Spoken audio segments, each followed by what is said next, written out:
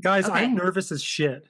I think you're more ready than I'm me. representing the male half of the population, and that's a lot of weight to put on my shoulders. You're going to do really well. Hello, and welcome to Spooky Sips, where we put our love of horror movies into a podcast and sip some spirits along the way. I'm one of your hosts, Yvette, here with my co-hosts, Laura, Brianna, and today we have a special guest with us. We have Laura's husband, Jaden, who picked our movie today. Hello. Hello. Hey. Okay, so we all just got done watching Event Horizon. And when I say we just got done, I mean we actually did this weeks ago and we're now just recording it. So there might be a few discrepancies in this episode, but that's okay. Our memories are not so good. We're going to get through this together, okay? Yes. Yeah. Okay, so a little bit about the movie. It is from 1997, so we're going all the way back to the 90s.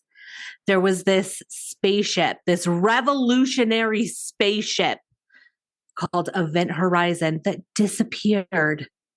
And 7 years later, a team of space people were tasked to go figure out what happened. And that's our movie. Yep. Yeah. Perfect. A team of space people. So before we jump into it, we're going to chat a little bit with Jaden and get to know him. Yeah. We all know him, but you guys can get to know him. So we're going to ask you some of the questions we asked our last guest that we had on the podcast. This being a spooky movie podcast, what is your favorite scary movie? Or do you have a favorite scary movie?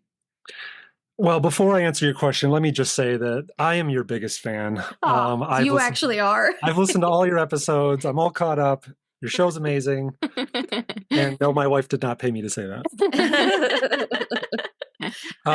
Honestly, I feel like Jaden, you bring us a lot of the movies we watch. You know, really Spooky Sips really. Jaden has been keeping this group together because we're like, we want to watch this movie, and it's like, okay, Jaden, can you just get this ready for us? Yep.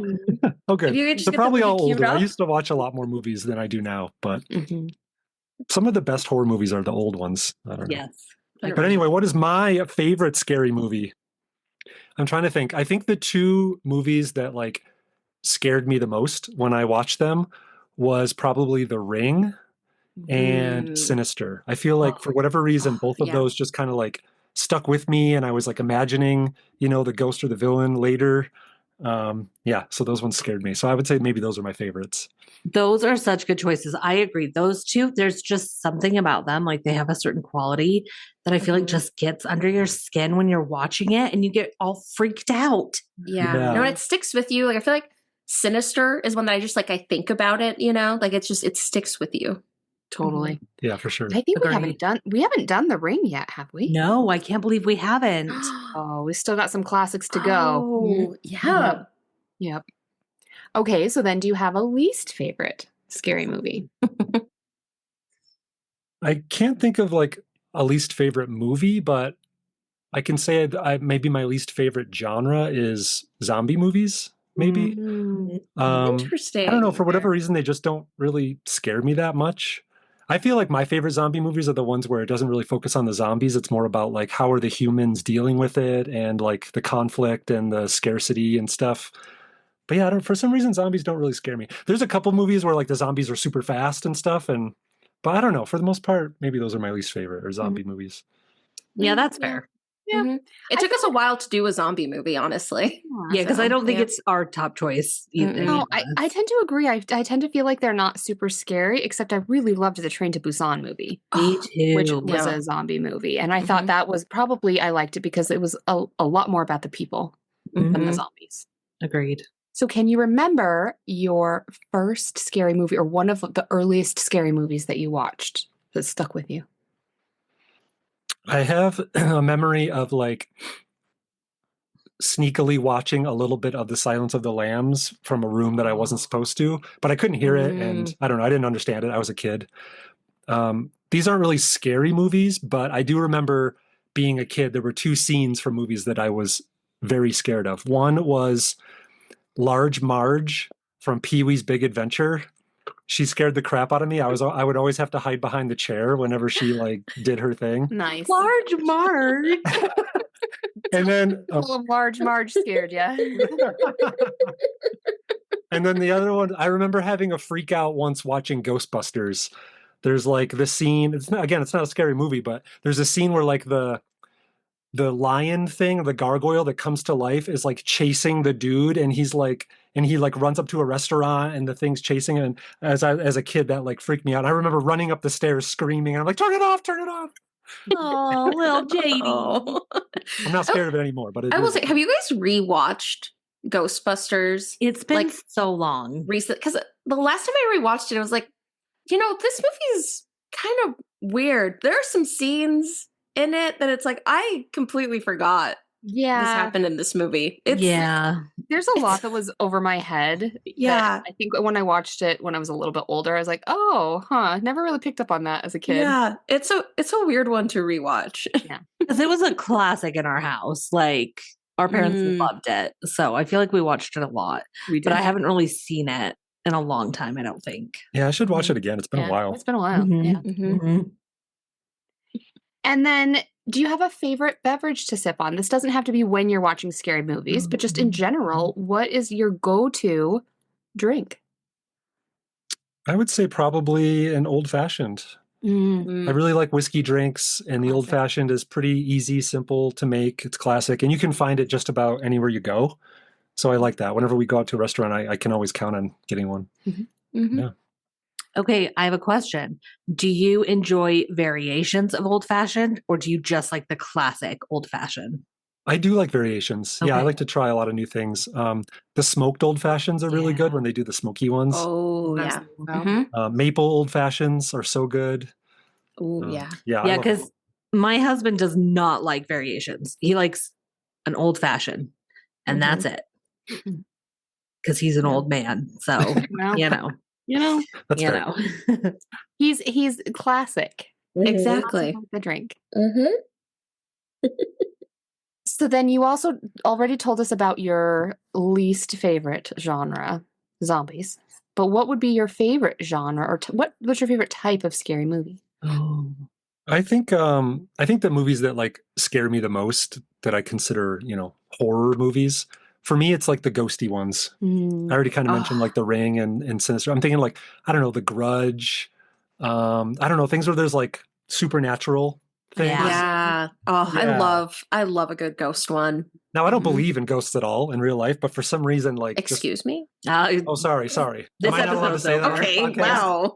We're done here. Well, no, it's for that exact reason that we have mentioned on the podcast that when any one of us sippers or podcast hosts experiences a ghost or a haunting, we will believe each other because Yeah, probably we have a pact. our husbands may or may not. Like, I know mine won't. Oh, mine won't Yeah. believe me. We've seen enough horror movies, okay? The husband is always reacts the worst. Yeah, tell him last. Podcast co-host. I'll pretend to believe you, though. Nice. Well, that would be sweet. That would be sweet. But yeah, for whatever reason, even though I don't really believe in that, but yeah, just ghost ones just scare me. I don't know. So I would say those are probably my favorite. When I'm looking to be scared and I want a real scary movie, I look for like some sort of supernatural, ghosty type of thing. Okay. Mm-hmm. I don't like possession movies so much, but Oh, yeah. I don't know, like ghosties. Possession movies scare the heck out of me. I Me love too. No, it. they're scary. So good. Mhm. Though, if our life was a movie and we were all being haunted, I think it would be the kind of thing, though, where like Jaden would be the first one to experience the supernatural we were, and then he would like instantly join our team because he believes us now. Mm-hmm. Yeah. Oh yeah, I'm very open-minded. Yeah, if I experience something and I really thought it was a ghost, yeah, I'd be there. You're more of a scientific man, so you need to have evidence and proof. You need data That's to right. be able to believe. That's why he chose this movie, because they're space people. That's exactly Yes, my because of next the space question. people. Is my next and final question: why did you pick Event Horizon? Well, for the podcast? obviously, it is the best horror movie ever. I mean, it won so many wow. Oscars. Like, it's just yeah, really. I think it is because it's kind of like a sci-fi horror. You don't find a ton of those. I mean, there's some good ones out there like Alien and stuff. But I think sci-fi horror is a little bit of a smaller genre. And I don't know, I'm nerdy and so I like that kind of thing. But also I remember watching this as a kid and really liking it. But I would have been like 15-ish when this came out. So I think I was that prime age. I mean, I had the Prodigy CD. Like that's the ending credit song. I had that CD and I would like play it on repeat all the time. And so this horror movie comes out and I'm watching it and then the end credits cut to that and I'm just like, oh shit, this is my jam. Or whatever That's kids said back awesome. then. Almost 30 years ago at this point. I I hate to love say. that. Now, did you watch it in theaters or did you watch it on like DVD later? I'm pretty sure I watched it in theaters. Okay.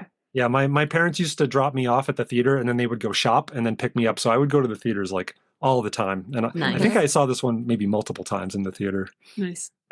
Mhm. I had never even heard of this movie. No, neither had I. So yeah, it's funny because we usually, that's how we talk about this. Is That's another reason. Sorry to interrupt. That's another reason I picked it. Actually, it's because I had a feeling maybe you guys hadn't heard of it. So I like that. Okay, sorry. Go ahead. Well, not only did I say that I had never, I didn't think I'd heard of it or watched it, as I was, about 30 minutes in, I was like, I'm pretty sure I've seen this movie before. And then like halfway through and then 3/4 the way through, I was like, yeah, I've definitely seen it before. Oh, no. Nice. Oops. Nice. No, it's so funny when that happens where it's like once you get to like basically the end where it's like, oh no, I remember now. Now it's all connected. I've seen it. I've seen it before. Yeah. Yeah. So okay. All right, well, let's get into it. Let's get into it. And as we said before, a lot of times we do a bit of a recap, but it's been a month? Yeah. Yeah, go watch it yourself. Movie. Mhm. I did take notes, but it's going to be up to us to all decide and decipher what my and Jaden's notes are. Honestly, I think this is better because that means we're only going to talk about the memorable scenes. Right. Yeah. We're going to talk about the ones that stuck with us. Exactly. Mhm. Exactly. So let's get into it. I mean, I feel like we have to start right at the opening. I don't even remember the opening. So. Oh, okay. Let's talk about the opening. Because the opening is actually kind of cool. You get I think it's Paramount that does it, right? It's the Paramount opening logo, which is the mountain with the stars. And then, but it immediately transitions to just like drifting up into the sky. So you get like the nice, welcoming, like regular logo. And then like it just switches to like much more like ominous music heading up into the stars, which for a space movie, like that's such a perfect little start. Is just to like, it's like we're starting right now, Yes, love. Yes. Yep. Yeah, and the music was very intense. Oh, so good. yeah. I loved it. Yeah. And there's kind of like this, I don't know, wormhole, black hole kind of thing that like the camera's slowly zooming in. I mean, this scene took way too long, but it was still cool. Mm-hmm. Yeah, that was my one note, which again, this happens with every movie we watch that was released before like 2010. It's like the intro credits feel so long. It was because a I feel whole like different right game now, then. We get like the director, Maybe if there's like a big producer and like the top 3 actors, and then we just go into the movie. Like all intro credits feel so long now when we watch an old movie. Oh, totally. And if I'm remembering, it's all in space, right? Like there's no non-space, which is kind of cool because like the whole thing takes place up there. Yeah, limited cast. And we get right at the beginning, we get this timeline of events, which we are already past the first timeline. We're already behind. So it tells us that in 2015, there was the first colony on Mars. Moon. Excuse me. See, here we are deciphering my notes. In 2015, the first colony on the moon. Oh yeah, I should say that it jumps from my first favorite intro, which is a really slow, just tech or like people's names for like 5 minutes, to my second favorite type of intro, which is just reading text on a screen. Yep. Great intros back to back in this movie. Yep. Nerd alert. And then in 2032 is the first Mars mining. Or is that so? We still have time. Like you guys, it's almost that year. Oh, I know. Wild. Isn't that crazy? In 2040, Event Horizon vessel is sent to explore the boundaries. I don't know, of space? Boundaries of something. The universe. The universe. Yeah, but the it universe. disappears. And then the movie the current year of the movie is 2047. 7 years later. 7 years later. And this is my next note that I wrote down was the graphics look so real. This is when I Honestly, think it's like the effects were not bad. They really weren't. They were not that bad. For the was like- time. it was like a cool scene of like space and then like these little stickers like floating through space or something. It was so stupid. This is where They were nostalgia comes in, tiny. right? Because again, as a kid, I remember being like, wow, this looks so real. This is amazing. This is cool. And now, 30 years later, it's like, But yeah, I don't know. I would say for the time, it was good, but. I seem right. I didn't think it looked that bad.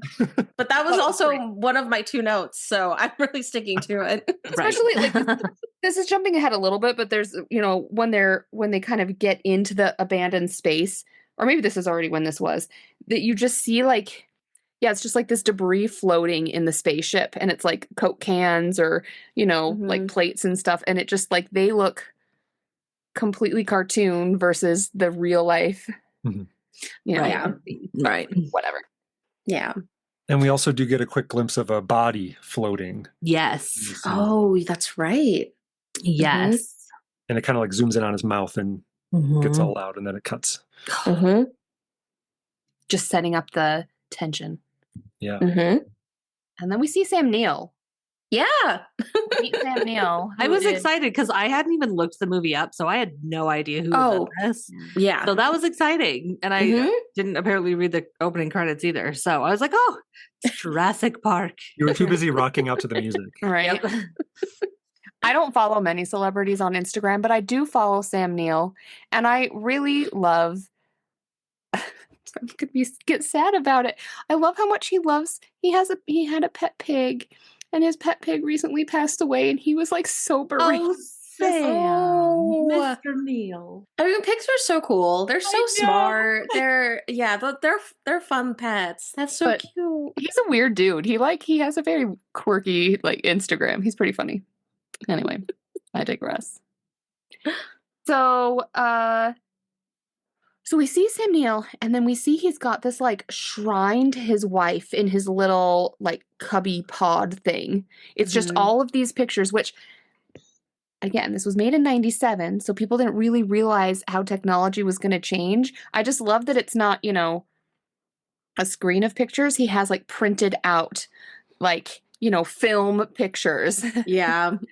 that are all printed all over the wall. We were exploring the boundaries of the universe, but we were still working with film. Yep. I didn't even catch that, honestly. Yeah, so he's got this shrine to his wife, and then we see that they kind of explain that he's with this crew, and they're gonna go. Do we know they're gonna go to find Event Horizon? They just don't know Yeah. why. So I think at this point, you see a shot of him, he's like shaving or something. Yeah. Yes. He looks at the shrine of his wife. He looks at the bathtub kind of weird. Mhm. And then he like leaves his room and he's exploring the ship by himself. And then don't we get a jump scare here, right? We do. Is that when he sees his wife, or what's the jump scare? I forget what it was. There was a jump scare, but I don't remember what it was. It was like a vent opens or something. Well, I like wrote- Yeah. Yeah, I Mhm. wrote jump scare, shaving scene, weird. I mean, and again, just tension building, right? It's like shaving, like you just get so much. It's like, oh, he's gonna Yes. slip. He's gonna, like it. Yeah. Totally. We were all already a little jumpy. Oh yeah. Okay. So I think this is what it is. I wrote my notes in a strange order. He hears Mhm. whispers, and then he looks and he sees his wet, naked wife, Claire, who has no eyes. Yes. But then he wakes up. Yes. And then he wakes up. Mhm. Right. Which, Mhm. is important to note because that is a dream. Yes. I know. Yeah, we have a few dreams There's a to talk couple. about. There's a couple. Mhm. Yes. Okay. But Looking forward to the then- dream analysis. Then we learn that they're going to go to Neptune. And so they have to go in these little pods that Yeah. have zero gravity. Okay, you can't jump over Yeah. the scene that costs no less than 1/3 of the entire movie, What? Laura. We get the scene where we get like the zoom out where we see where he is. So we get Right. his character standing in front of a window, and then we zoom out further and further, and it starts spinning, like you're spinning slowly, zooming out further and further. This was a third of the movie's budget. Oh, okay. I'm sorry. It was not Amazing. important to me. It was cool. I was getting dizzy. No, Like, actually, it was cool. cool. it was it kind of was. cool to see. They needed like a giant stage to do this because I think they needed like a 60-foot track in order to get all the models and everything done correctly. Oh my and like gosh. they had to overlay all these different shots. So like that spinning scene that was 5 minutes into the movie was 1/3 of the budget to get Nice. this. Okay. All right. I apologize. At least it was really memorable.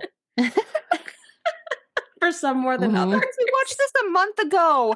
And in the time between when we watched this and now, I turned 40. And so I've indulged a little bit. So my memory of that time is a little off. I didn't remember either. I thought you were going to say something else about it. So. Yeah. Yep. Well, thank God it was worth it. Yes. No, now that I you're telling me, remembered. I'm remembering. But Yeah. Yeah.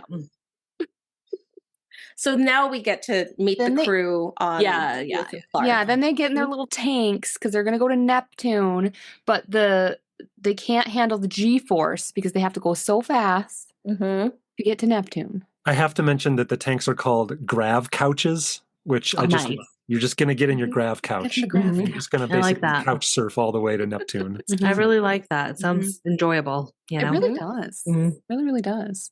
And I bet it's good for the skin because you're just like in this like water goo stuff. Like, Yeah, it's very hydrating. moisture. Yeah. I mean, it looked pretty scary though. Horrifying. Like it looked pretty Absolute- horrifying. It looked pretty That's my worst.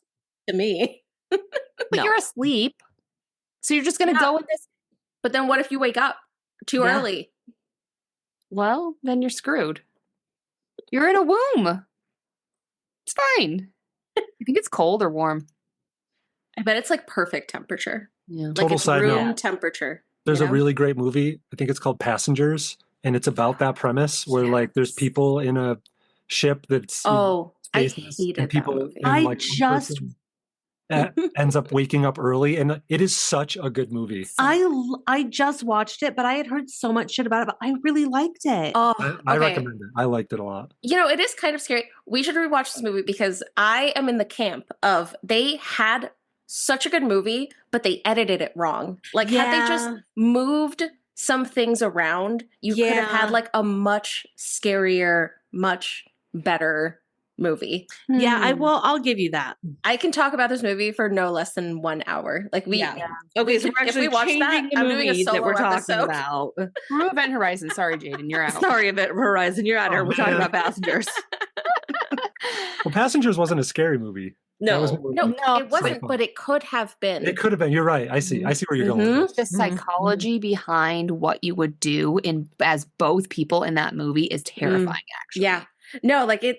So, Oh, and I okay. loved the nods to The Shining. I mean, yes, I Yeah. also did. yeah. I like. Okay, anyways, moving on. Getting back. We watched this movie called Event Horizon, We which watched- I have to and I also. don't- I We've have been to also recording for like mention- 45 minutes, and I don't even think we've talked about the second opening scene. Like, I also So this is a normal episode. yeah. yeah.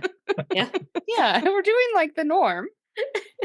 So I have to point out that when I take notes, okay, I have this weird sort of dysgraphia that happens with me, and it has been ever since I'm a kid, where like I'll go to write notes, but I think I just get so excited about the next thing I'm going to write, I leave off like the last letters of words all the time. So sometimes it's hard for me to read my own notes, but then also sometimes like I'm not the best with spelling. Well, you know, it's your own notes. So Jaden looked at my notes to kind of like see what I wrote for this movie, and he pointed out that I was abbreviating Event Horizon as EV. Now, in my defense, earlier on, I wrote it as Event Horizon Vessel, Uh-huh. like the Event Horizon no. Vessel. But no, that's Mm-mm. not why I No. did it. I don't No. know. I just because our cat's name is Evie. I don't know what Right. happened. That's it. That's But all you got. Evie. You couldn't go. That's it. No, it's like capital E dot capital V dot. Amazing. I I don't love know. that you took the time to put the dots in. Too. Yeah, me too. Yeah, that was worth Only it. the first time Oh, okay. to establish what it means. Uh-huh. So anyways, we're on a spaceship, you guys. Okay. Yes. So then they're talking to the crew, and I just cannot imagine this actually being something that would happen. The crew knows that they're going on a mission, but they don't know what the mission is. They don't know where they're Yeah. going or what their mission is, and they're mad. Some of them are mad because they're not supposed to be on a mission right now. They think they know Yeah, it's you like could a tell they're rescue supposed to be mission off. or Mhm. something. I think that's And it. like, if they hadn't have known until they were up there, that's still stupid. But like, they're already on the freaking ship. Just tell them. Right. What are they Yeah. going to do? Leave? Like, just tell them immediately. Shut Exactly. up. Get out of here. Exactly. Didn't even think about any of this. I just accepted it. I feel like they did it so that then they could explain everything. Because Yes. otherwise, like they had to explain away a lot of science, which maybe Jaden, you can give us some insights into that. But so they explained that they're gonna go they got this transmission from Evie from Event Horizon. Yes. And so they're gonna go to Event Horizon because turns out it hasn't just disappeared for forever. It's somewhere, and they think that they know where it is. Which is shocking to the crew because they thought it had like exploded. Like that was what they were told, was like Event Horizon's Yes. gone.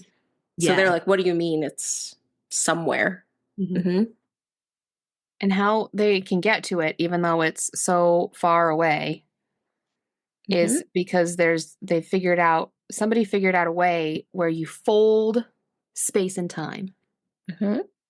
And so this is when I first realized that I was like, okay, so I have seen this movie because I remember this part. Because like the guy gets like a calendar, like a paper calendar, and he pokes a hole, like, or he talks about getting from like the top of the calendar to the bottom of the calendar, and it's going to take you a long time because you got to go, the shortest path to get there is the straight line. But then he's like, but what if? And then he folds the calendar in half and pokes like a pencil through it or something, like he pokes a hole in it and is like, now you're instantly at the bottom of the calendar from the top of the calendar instantly without having to travel that straight line. Yeah. Yeah, Which, I think he says fun something fact, like, if you watched Interstellar, they do the exact same thing to explain what's happening in that movie. They take that exact same scene where they take the piece of paper, fold it, and like poke something through. it's a good analogy. It works. Yeah. I think he says something like, the shortest path between 2 points is 0. Or something. Yes. Yeah. It's like, oh, it's a straight line. It's like, no, it's 0. It's like, okay.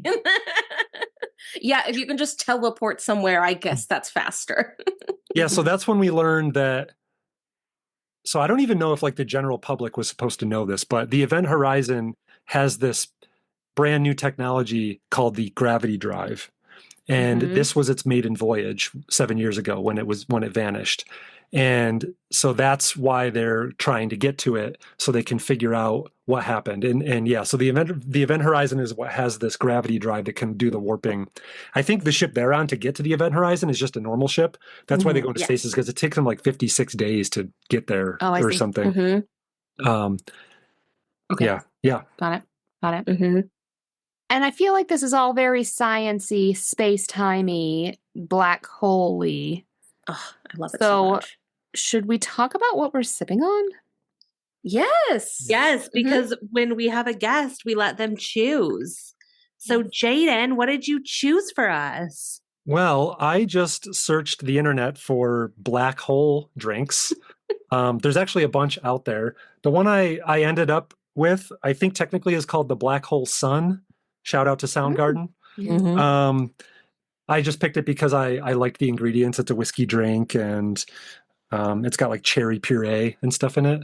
Nice. Yeah. So it's almost like a take on an old fashioned, kind of. Oh, hey. Sort of. So yeah, essentially it's an ounce of bourbon whiskey, an ounce of Kahlua, half ounce of dark creme de cacao, half ounce of black cherry puree, shake it, serve it in an old-fashioned glass on the rocks, and garnish with a cocktail cherry. We also made ours. I got these big sphere metal ice cubes. So we served it with that because I thought that looks like a black hole. Cool. Yeah. And I would say this drink is good. It's very sweet. Like for my taste, it's I feel like my mouth is a little bit coated in sugar, but if you like a sweet drink, I honestly can't even taste the bourbon. Like I can't taste the whiskey at all. I guess I could see that. Yeah. Did you buy Black Cherry Puree? Is that a thing you can just I buy? sure did. Nice. Amazon. Oh, okay, nice. Yeah, I didn't. That's the one thing I didn't have to make it. So I was like, yeah, where do Mhm. you buy black? Well, at first I thought because we have those Luxardo cherries, which are the Which the really so good. good. I thought if we didn't have black cherry puree, I could just put those in a food processor, purify, like blend them up real fast, and just use that. But yeah, we also made ours with our favorite whiskey from a distillery that's just like a mile down the road. Oh, nice. Outlaw Distillery whiskey is what we used, so it's quite good. Shout out. Noise. Okay. Okay, so we're literally like 3.5 minutes into the movie. So let's We are like further in speed than that. this up a little, kids. Okay, so we learned that Event Horizon can go faster than the speed of light, and they could do that through this like thing that technology. Good job. They use like basically like a black hole to to They're get like there a wormhole in or zero. Like And they got this transmission though from Event Horizon where they're like all you can hear is screaming, and there's like something in Latin. That they say something in Latin, which when we get to later, I wrote it down and we can see how my Latin accent is. Ooh, okay. I think it says Liberate Me. I think. Yes, that's what they think. Yeah. That's what they think. That's what they think they're saying. Which means help me, I think. Yeah. Yes. And then as this rescue ship is, getting, they get to Event Horizon and they're kind of scanning it, and they're so confused because there are trace life forms signals we're picking up on Event Horizon. Yeah. But it's not like enough to be a human. They said it's like all over the ship too. Okay, can we talk about the scene though where they get to the Event Horizon? Because it's like they're about to crash into it. Like they approach so quickly and it was completely unnecessary. Like they're about to crash into where it's like, where is it? It's like we're right next to it. And then they're just kind of like slowly gliding next to it to like find where they're gonna park. Like it was they're counting down. It's like we're 100 meters, 75 meters, 50 meters, and then they wait until they see it to actually put the thrusters on. It's like what? It's like, why did you do that? You could have just slowed.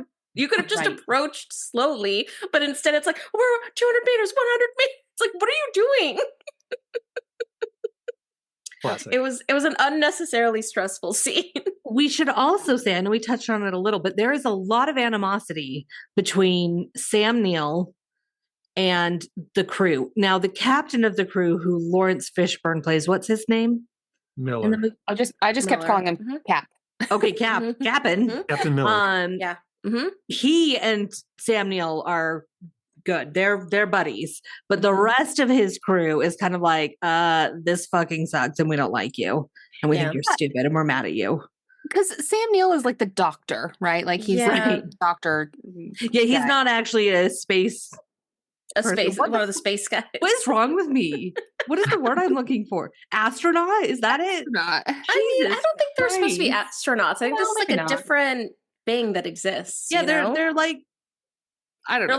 They're like the National Guard of space. Like the Coast Guards of space. Yeah, there we go. They're the Coast Guard. They're Space Guard. They're space cowboys. Yeah, Space Cowboy. Oh, yes. No. Yeah, that's what it's called now. Well, so Sam Neill, he is a researcher. I think he created the gravity drive or the event. Yeah, like he's the one invested. That's why they sent him. The creator. Right. But yeah, the crew hates him because he's not. He's not. But since we're talking about the captain, can we talk about his chair? Yeah. On the ship, because everyone else has like a very normal kind of chair that is kind of attached, but is like basically a roller chair. And then there's his captain chair.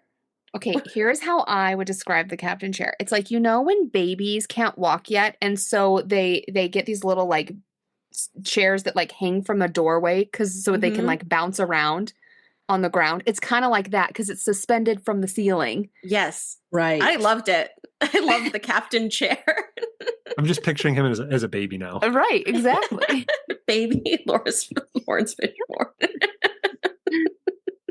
But yeah, he's kind of a jerk to the crew too. So yeah. But I love Lawrence Fishburne. I love him most from CSI. His days on CSI. He was very good in that show. But yeah, you get the vibe that like he and Sam are okay. Yeah. And I'm using his real name because I don't know So in all my notes, Space name. I just called Lawrence Fishburne Cap and then Sam Neill Doctor. Doctor. Yeah, close enough. Okay. So then they're gonna go on to Event Horizon and look for what's up. Yeah, what's going on? And the doctor is really mad because he is told by Captain he has to stay back. Like he has to stay back and kind of watch and tell them where they're going and stuff. Because they have to go clear it first. So then to get onto the ship, they have to go through this like fun house spinning tunnel thing to get to the what's that called again? The little ball. The gravity drive. The gravity drive. It's so cool. No, it does. It looks like a haunted house carnival spinny thing. I loved it. It was like, yes, this is definitely what you would have to go through. So unnecessary and perfect for the movie. Yes. It was like, yes, you definitely need this to control the gravitational pull or whatever. Something about the magnets and the gravity. Yes. Something science. Science, yeah. Yeah. I'm all for it.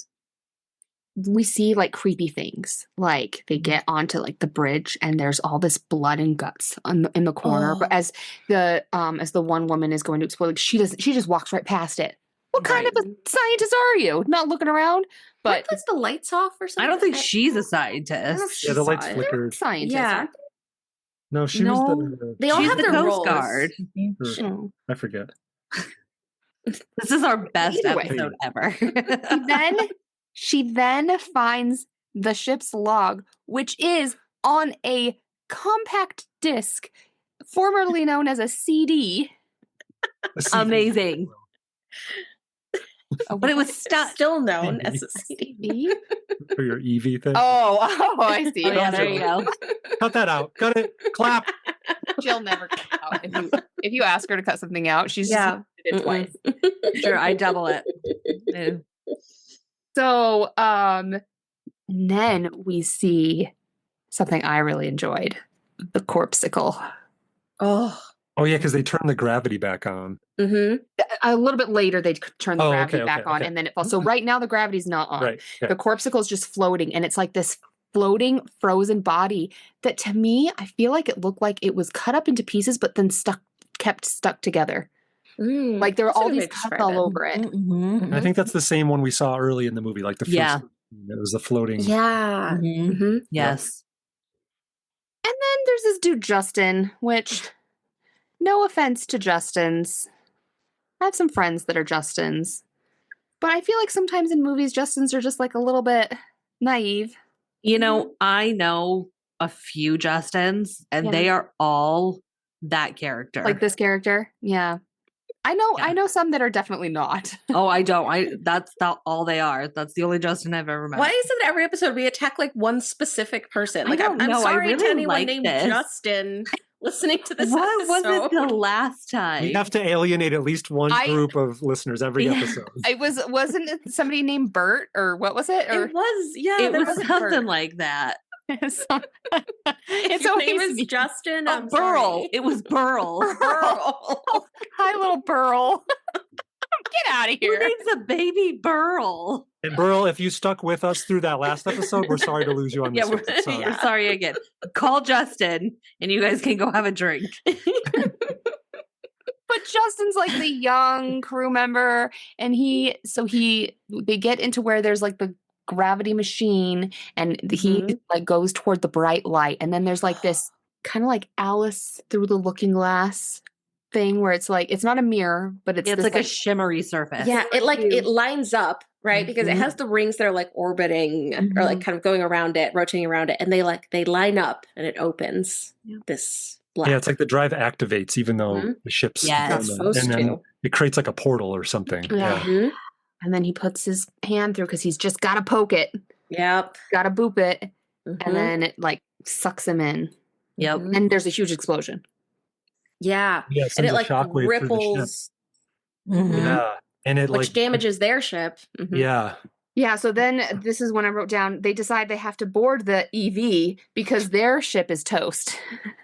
Yep. Honestly, guys, I don't know why I called it EV.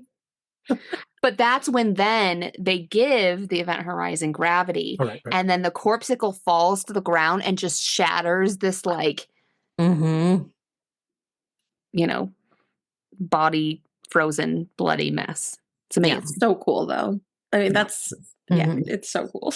Here's the problem, though. Event Horizon is not, like, something is wrong or it was not, I forget why, but it's like there's CO2 scrubbers or I don't know, something. Yeah, scrubbers weren't working. Something's not working. They have exactly 20 hours left of oxygen. Yes. To get out I of do it. feel like the time frame of it was a little off to me. Like, I feel like 100%. it kind of jumped a lot where it's like, I feel like they should have given them like less time or like showed us where something that took a really long time. Yes. It was like, we have 20 hours. And then it was like, oh, and that's it. We're running out of time. Where I was like, wait, what were you guys doing the whole time? Yeah, like, what did you do for the other What did you 15 do? hours? There was like there was like one guy fixing the Lewis and Clark, and the rest of them were just running around being spooked. Like there was one guy doing something. Well, so essentially, and we don't have to go through every little detail of this, but really what they were doing the whole like 19 hours and 45 minutes is they were all just having these hallucinations. Right. And so the doctor's belittling all of them. He's saying that's not true. It's just, low CO2 levels or high. Yeah, they like see things. They see people they know. Although I did like that they talked about it because I feel like that's like a common trope is like everyone sees something spooky and then no one talks about it. And it's like, oh, the whole time you were all I do like that they kind of quickly all talk about what they're seeing and have like a little meeting to go through it. I feel like I forget.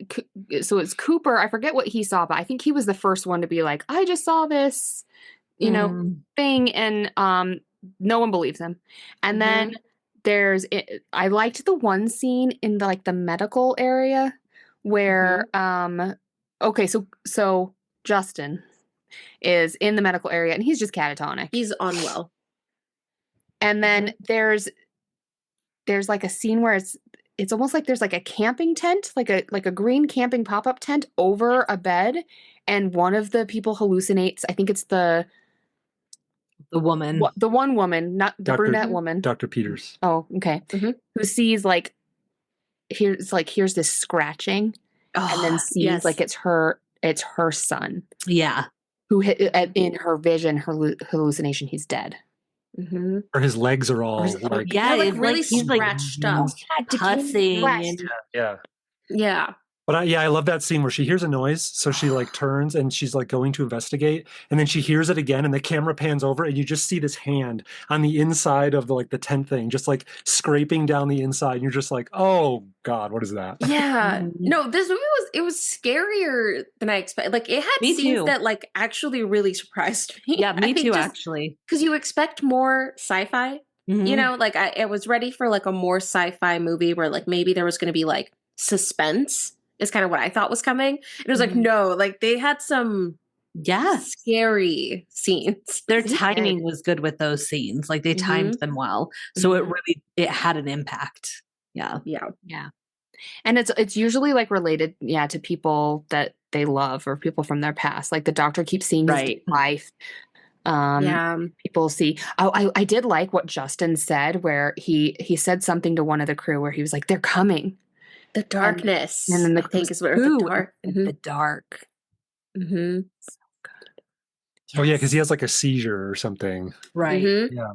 He comes. And then there's I wrote down core drain. I forget what that was, but again, something happened with the ship, and it was draining power, and then Justin was seizing at the same time. There's all this stuff happening, and I think at the same time, Dr. Weir is down in these green tunnels. Trying to fix something near the gravity drive. Those were cool. Yes, where he has to go into a vent next to it. Oh.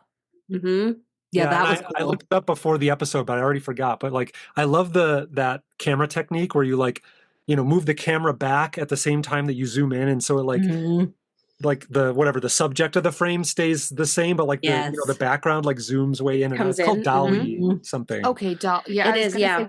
Just talked about it. How did we both already? But yeah, I love it. But yeah, the doctor's just so belittling. And then at one point, someone says to somebody else, this ship is fucked. And then they all start fighting each other. Yes.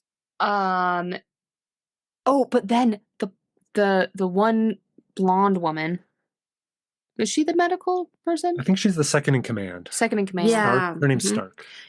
And she's someone She's She a is. person. She's an She's been in actress. stuff. Like I've seen her. She's been in stuff. things. Yeah.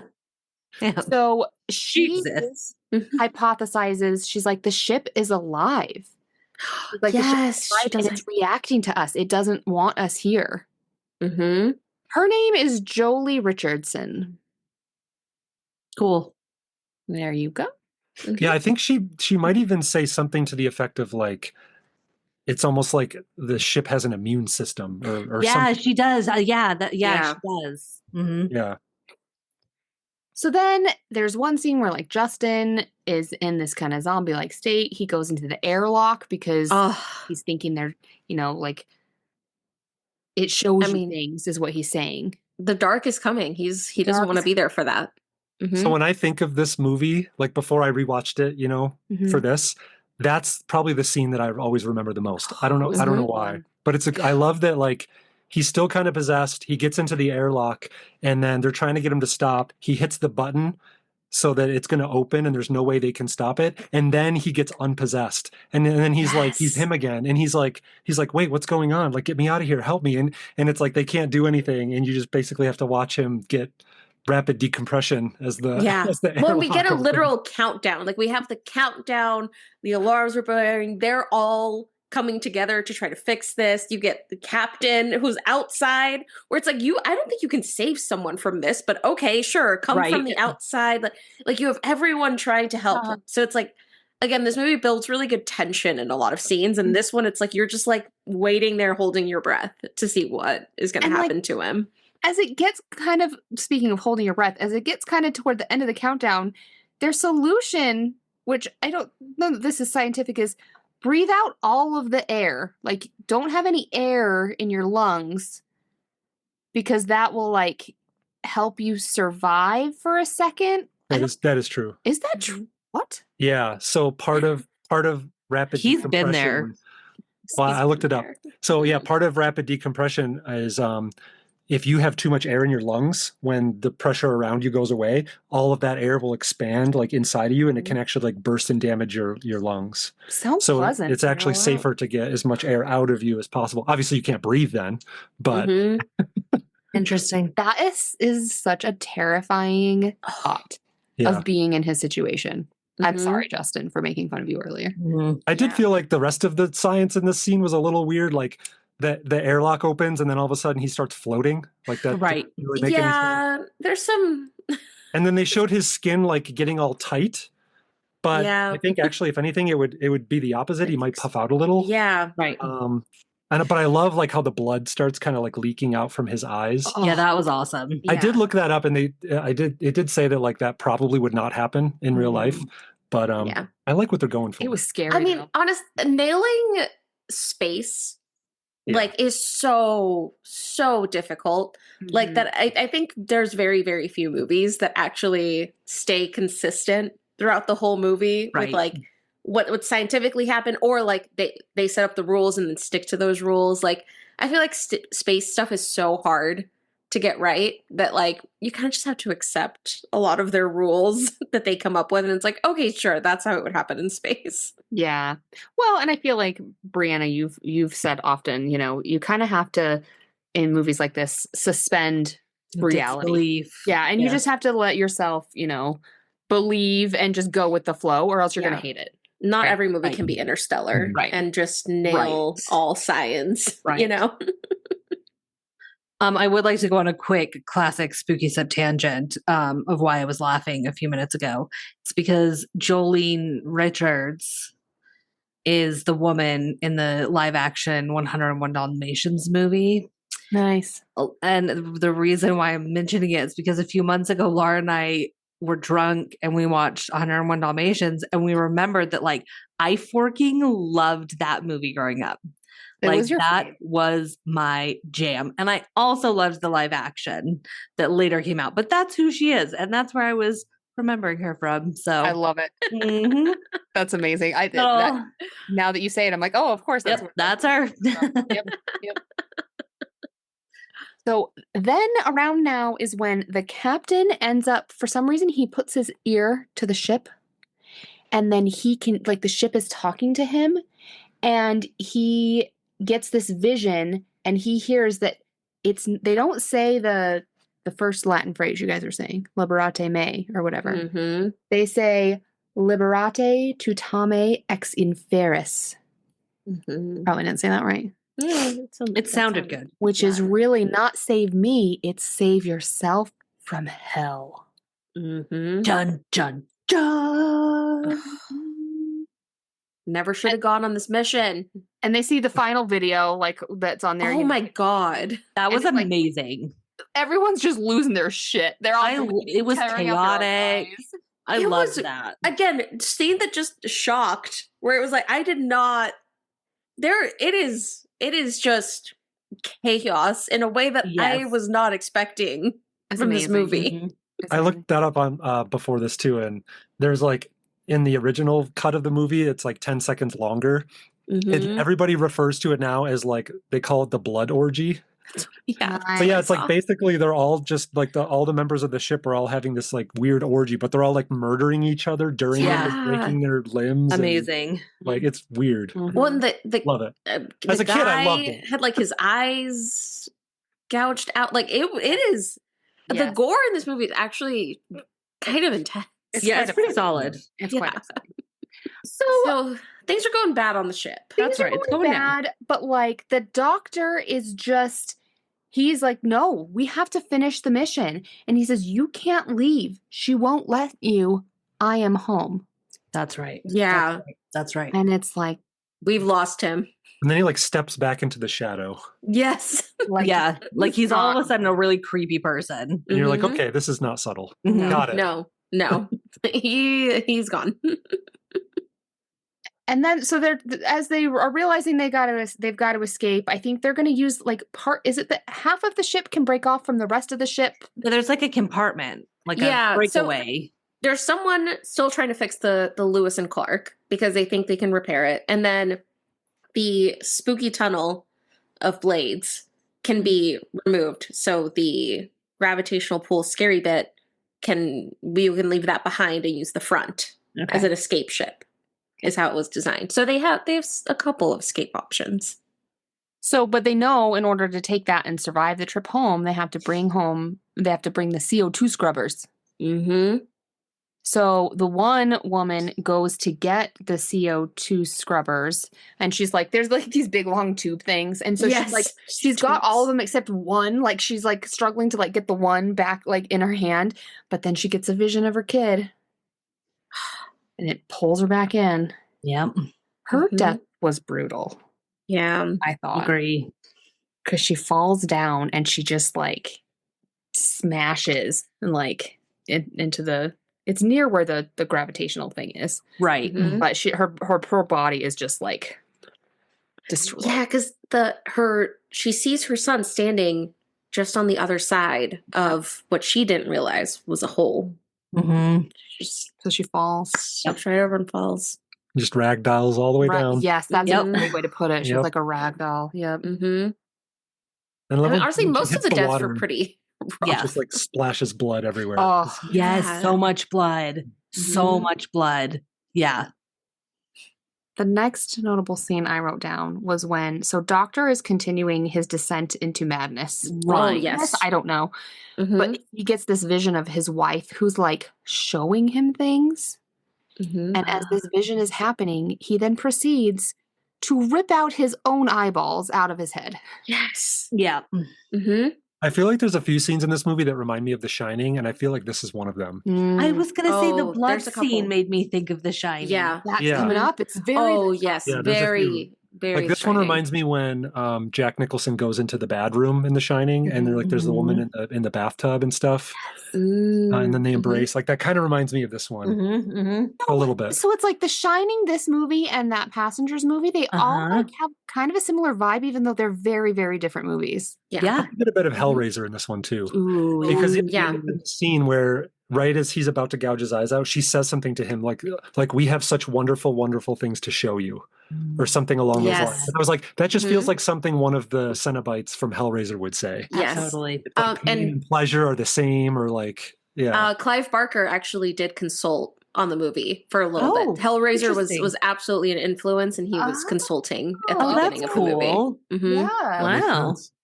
At one point, so I did find it kind of interesting that some of the technology we've talked about is like so clearly not what it actually would be in this year.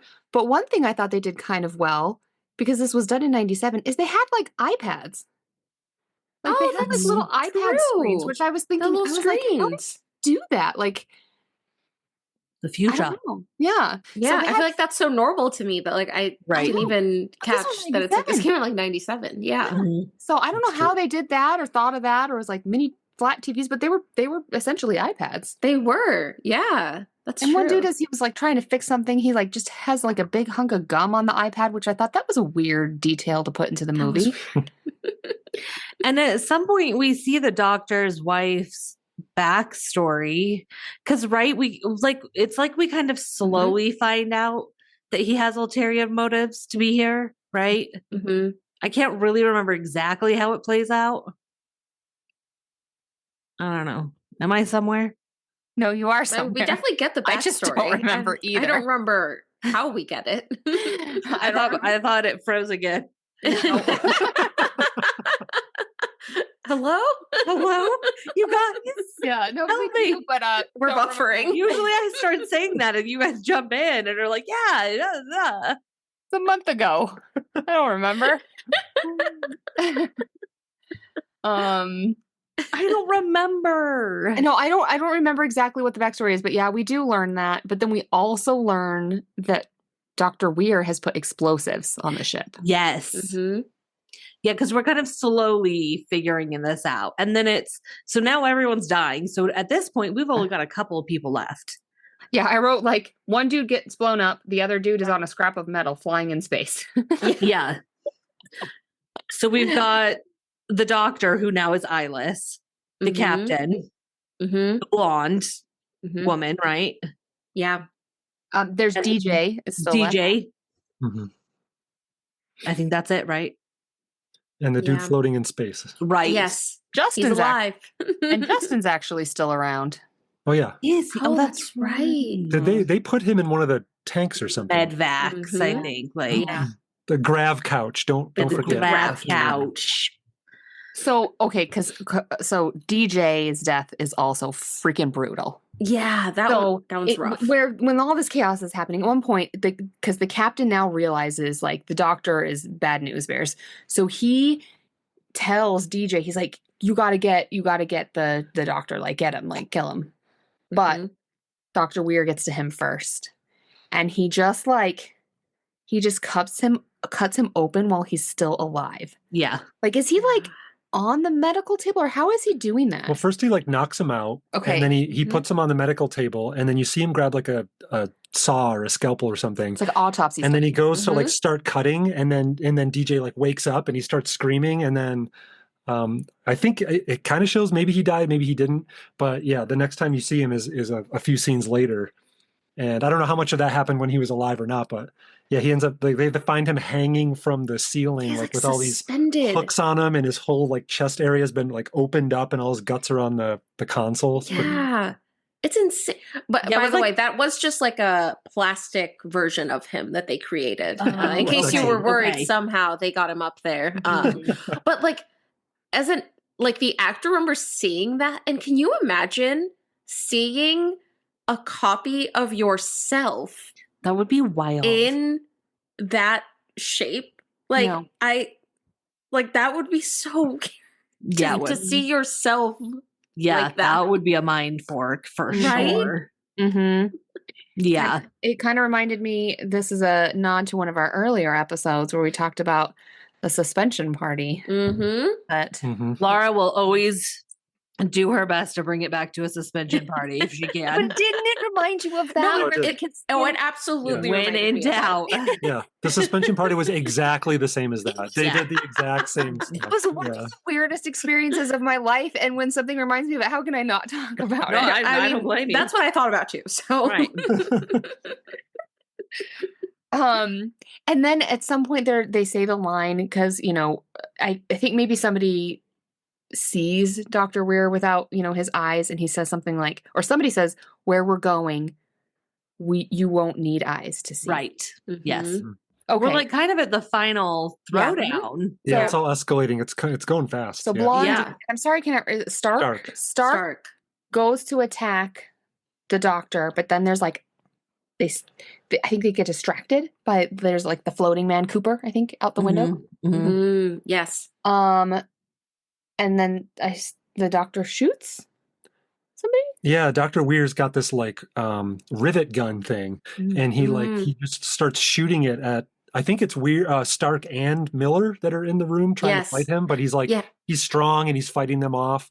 And then Cooper comes this is another one of those science things. So it's like he's so far out into space earlier, and he's like, I'm gonna blow my pack or whatever. And it's like all he can see is the planet. He doesn't even know where the thing is. And then I'm like, wait, what did he just blow his air tank? What is this? How is he gonna breathe? I don't know. It's the most ridiculous thing. It doesn't matter.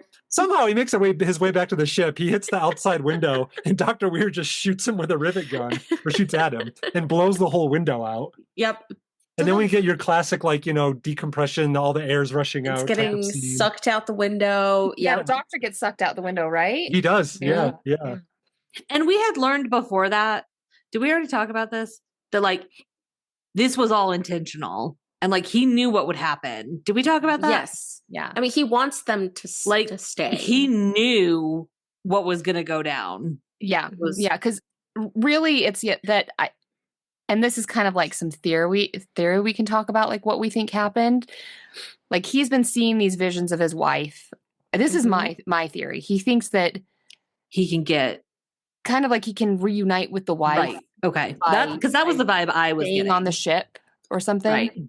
I don't know. If people disagree, that's fine. That's the vibe I got. I got more Hellraiser vibes. Like he sort of turned into almost like a Cenobite. He became one with the ship. He accepted the ship, and so now his job is to get everyone else back into hell with him, so they can all just revel in the blood. And they used visions of his wife to get him there. It's kind of what I thought. Yeah, the ship sort of convinced him or possessed him by showing him his wife. I was thinking that it's not that he was trying to get others to join him in hell, which is kind of what we learned this is. I think he was just using them because, the ship somehow was like, oh, yeah, you can reunite with your wife. It'll be in hell, but you'll be with her. But he knew he couldn't get there himself, so he was just using them. They were just collateral. He knew they would all die.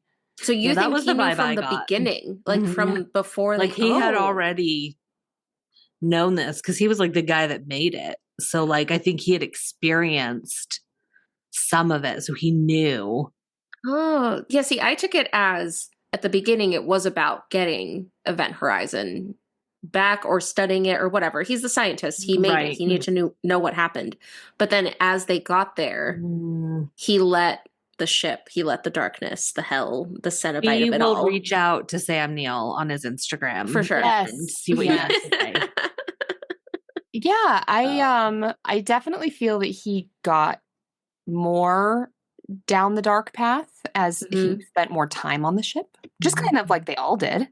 Yeah. But I feel like, I feel like he knew. I feel like right from the beginning, because even before they got onto the ship or even before they, went in their little pod things to travel through the G-force, he was having those visions of his wife. Right. Yeah. Oh. But it basically ends with, I don't know. I don't remember how the movie ends. Okay, so there's a few more things that go. So down. basically, so I thought if I just started talking about it. So what is everyone's rating for the movie? And then we'll just end it here. I might we can summarize. So their plan is to blow up the little spinny room part, and then they're going to escape. Yes, because Sam Neill's character blew up the Lewis and Clark. Despite all their work, they can't use the Lewis and Clark to leave. No, they need the little pod. But then they go into the first part of the ship, and that's when we get the shining moment. Yes, because so Cooper and Stark are in that part, and then it starts filling with blood, like the elevator scene. The ship is mad. Is the this ship right? is bleeding. Yeah, I think so. Yeah. And we also have Captain. He gets he is having hallucinations of seeing, somebody from back in the war who died in a fire. Because he has to leave them behind. He's had that already. Yeah, because he left it behind. He's had that already, but he gets it again. So he's kind of like torn between like trying to escape and like having this hallucination. Mm-hmm. Yeah, But he so I knows think- it's a hallucination. Yeah. Yeah. So Right. he's in like the tunnel between the Mm-hmm. gravity drive and the rest of the ship. Right. He's setting all the charges to like Mhm. to blow the ship up, Yeah. but they have like a 10-minute timer or something. But yeah, so he's in there, but he ends up getting attacked by, I wrote down his name is Korik. Yeah, some like previous dude that he had to leave on a ship that was caught on fire, and he feels really bad about it, but nobody knows that, but somehow the ship knows it or something. Knows. But now Mhm. Korik's back, like in the flesh, like chasing him, and he's like actually hot. Yeah. Shoots fire at the captain, and the captain has Yes. to like run down the grindy tunnel and jump through the door, and then like the fire blasts through. So Miller has to basically escape Korik by going the wrong way. He has to go towards the gravity drive, Yes. not back where his crew is. Mm-hmm. But then we realized it was not Korik. It Mhm. was actually Dr. Weir who Yes. was like making it seem like he was Korik. And the ship brought him back. Yeah. He like breaks the hallucination. She's like, but you're not him. Like, I know Yeah. you're not him. And then Mhm. he ends up looking just like the original dead floating corpsicle with like this. He's all cut up, but still together. Like Mhm. it's all cut up and stuff. And he has his eyes back now, which I thought was a weird touch. Yeah. Right. Right. I was like, well, that's a cool party trick. Just bring him back. And then he shows him hell. Yeah. Oh yeah, he grabs his head, Yeah. shows him Mhm. Shows him hell. images of stuff. So I think Captain is like, well, I'm going to die, but at least maybe the other people can get out. Mhm. And so then he blows up the corridor. Yeah. All right, Mhm. I'll take one. I'll go down with the ship. I'm going to Yeah. hell. Going to Mhm. hell. They get Yeah. like sucked into something. Yeah, so then the right? gravity Yeah. drive activates Like and like makes a Mhm. black hole like into the side of Neptune. I don't know. I thought it was kind of, Yeah. Yeah. and then the ship goes in, and then the black hole just kind of goes away, and Mm-hmm.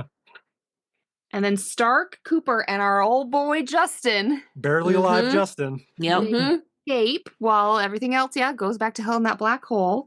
And then this is when I wrote 72 days later, but I didn't write down what happens. And I completely had no memory. I was like, did they survive? Did they not? I had 72 days later. to just That's it. Google the It end. ended. They do survive 72 days later. Like there's a rescue ship that finds them. So yeah, Stark has a vision. We don't know it's a vision, but she wakes up and Yes. there's people coming to save her, but then one of them opens his mask and it's Dr. Weir. So that's like your Mhm. last jump scare, like every classic horror movie has to have. But then she wakes up for real, and now she's being ejected from the grav couch. And yeah, there are real rescuers there trying to save them. Mhm. And I think the movie ends with the rescuers repeating the line like, it's okay, you're safe now, but then the doors are like closing behind them. And so it's Yes. hard to tell, is that like, are they actually safe, or is the ship like, closing in around them? So I feel like No. the ending is kind of ambiguous. I think it is. I think it's intentionally ambiguous. I think especially so. with her having that vision, it's like, is this still sticking with them? And like, again, you don't see them like go back home. You just see some Right. people who say they're rescuers arrive. Oh Mhm. shit. So I think it's ambiguous. I don't I know if always they were interpreted actually it as saved. they're stuck, like the ship was closing in on them. But it could have Mhm. just been an automatic door that was closing by itself. But I don't know, just the way it was done, it just seems like, now they're all trapped again. Like we're gonna Yeah. Yeah. I But feel I like it like- was intentionally. Yeah, I like that it was left Mhm. that it could be interpreted differently. Mhm. You know? Yeah. And then we cut immediately to Prodigy, Yeah. Funky Shit, which Yes. is a great song. It's a great song. Fantastic. It really is so good. It's amazing. Love it. And that's it. That's it. That's the movie. What a ride. What Yeah. a I wild like ride. it's not really scary. The whole first half of the movie is like, it's a lot of setup, Yeah. Mhm. sciencey talk. It's, there's some lots of space or whatever, but most of the horror happens in like the last half. Mhm. So it really Yeah. ramps up quickly. Mhm. Yeah. Yeah. I think what's memorable is just that those scenes are just so gruesome. They really They are. Like really the are. deaths are rough. The blood orgy comes It's out very of nowhere. creative. Like there are some crazy Mhm. scenes. That's not what I expected Mm-mm. out Me of this neither. movie. I agree. Speaking of orgies, because when you guys were talking about the blood orgy earlier, I just saw this TikTok that came up and it talks about, have you guys heard about like the frog orgy that happens? No. I forget where it is. What TikTok are you on? It's like, it's this one woman who like talks with her hands a lot. And she was talking about how she just found out this like fact about these frogs, and they kind of, it almost seems like they go over this like kind of like Arctic looking terrain, which she didn't realize frogs could do. But then they go and they have this like multiple day long frog orgy where they just are like all having sex all the time for days and days. And it's actually like, it's wild to see. Anyway, I'll send you guys the video. No, don't mess with my algorithm. I don't need that in my TikTok. Why are you telling us this story? Because you said orgy, and I was just like, oh my gosh, did you guys hear about the frog orgy where there's like thousands and thousands of frogs that all gather at this No, I've never heard of a frog orgy. one little like lukewarm body of water to all just have like sex for days with each other. I could have gone each other's limbs and bite each other's necks out. And, Yeah, is it? Oh, No. that's Okay. disappointing. Yeah. See, I'd rather a blood orgy than a frog orgy. Yeah. Right. Like, the if I had to frog orgy? choose, you know? Yeah. Anyway, I don't know. it's what came to my head when you said Well, orgy. thank you, Now we Laura. know that. We will be sharing it to our Instagram if anyone is interested. Yes. We will repost the frog video. Yeah. It's nothing graphic. It's fine. It's fine. Anyway, moving on. I don't know how we come back. Moving It's like on. Bo Burnham. How do we get ourselves out of this hole? Yeah. Definitely send it back to Laura. Yep, to see Laura, where she's take gonna it go away. with the psych for this. Speaking of psychology. Speaking of psychology and how messed up I am, so I think we're gonna do something a little different tonight. Instead of a psych segment, we're gonna do a different branch of science and let Jaden talk about a little science instead. Oh. Okay, well, I'm actually pumped about this. Real quick before that, just because there's dreams, and I feel like I can't not have talk to do about dreams, dreams. but I'll be very, very brief. Mm-hmm. So the first dream I'll analyze is first we should say, She's not a real doctor, but these are not real dreams because Yes. it's not real space people Yes. because it's just a movie. Yes. so the first dream that we have where there's this bloody body and it's floating in the air and there's a naked man screaming. Mm-hmm. I mean, who hasn't dreamt of a naked man screaming, you know? I know, right? Like, So what I view this, and this is the doctor that has this dream, this can signify a loss of physical or moral strength. So he's already starting to lose some of his human morality, I think, and like going toward the hell side. Mm-hmm. And that happens early on in the movie. So that's another reason why I think he kind of knew what he was getting into. He also at one point dreams of wet, naked Claire, his wife, with no eyes. So the fact that she is naked, it means that she is concealing nothing. So it might be that the doctor is feeling like he should be more upfront in his life, or he's just feeling guilty about his lies, and he's worried that the crew is going to find him out and find out what he's really trying to do. interesting. So he's just kind of nervous about that because he knows he's going to betray them all. Yeah. And then Stark, who dreams about the doctor, like when she's rescued or if she's rescued, not sure. So I know we were saying it a vision, but I'm counting it as a dream. I think that's just straight up PTSD. I don't think there's any sort of analysis that needs to happen there. She just went through some major trauma and she's having flashbacks about it. That's fair. Yeah, that's kind of fair. So those are the dreams I've analyzed. Yeah. And I We will had to do a little bit of dream analysis. Yeah. And now I'll turn over my psych time to my husband, Jaden. I'm so boy. What are excited. you going to tell us about? Here we go. Well, instead of psychology, I thought maybe we'd go more physics because there's a lot of physics stuff happening in this movie. So I guess we'll start off with the title, Event Horizon. That is an actual scientific term. Does anyone know what that means? I lived at the planetarium as a Yes. child. I had a I feeling watched maybe. the Black Holes documentary that I think they just had an anniversary, so I think they're even re-showing it at the Clark Planetarium. If you guys need to check it out, so yeah, so I'm very excited for all of this. Excellent. So I take it from context, then an event horizon is a black hole. Sort of. Okay. So, Yeah. and I'm not going to go It's too the crazy. outside part. Yeah, I don't want to go too long, but yeah, the event horizon. So most people, when they hear of a black hole, the common description is like, oh, it's a mass so dense that like if things get too close, they can't escape. Not even light can escape because like the gravity is just so strong, right? So the event horizon, also known as the Schwarzschild radius, I think, is like that's the point at which nothing but light can escape a black hole. And that's different based on the size of the black hole. So the more massive the black hole is, the bigger its radius will be. And so that event horizon is like, it's like that radius. It's like a sphere of, it's like a point of no return. So if you cross that point, there's no getting out, even if you're light. So I don't know. Usually like a black hole, like if you've seen like a picture of it, you usually get that like orangey thing on the outside and then it's black. And then there's like kind of like one more ring on the inside. It's like just past that is that point. Okay. Interesting. Yeah. Yeah. Yeah. And it's cool that a lot of the modern images of black holes, a lot of them kind of came out of the Interstellar movie. So like they had multiple like physics based people working on the graphics for that movie. And that was one of the first times that they actually spent a lot of money trying to come up with like what a real black hole might actually really look like.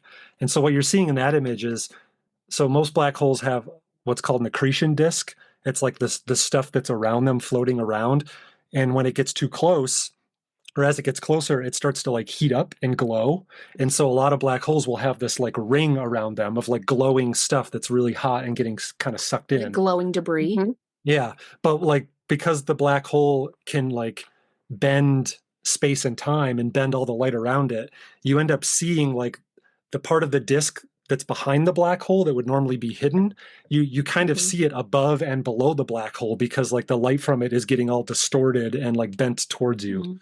And then ironically, a couple years later, we like officially got our first image of a black hole, like scientifically, that we've ever taken from a bunch of astronomical like telescopes and stuff. We put together this first image of a black hole, and it actually kind of does sort of look similar to the Interstellar movie graphic. It does. Yeah. Yeah. Which is cool. Yeah. Yeah, it's pretty neat. Yeah.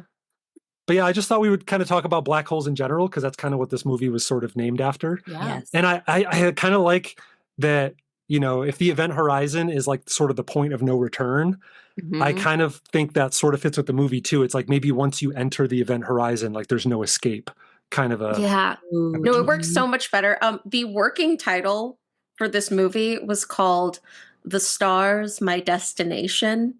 No. Which that just seems so like romantic. It does to me, like the stars, my destination. No. Yeah, like couples would go to that thinking one thing, and then they would get a blood orgy, a frog orgy, blood orgy.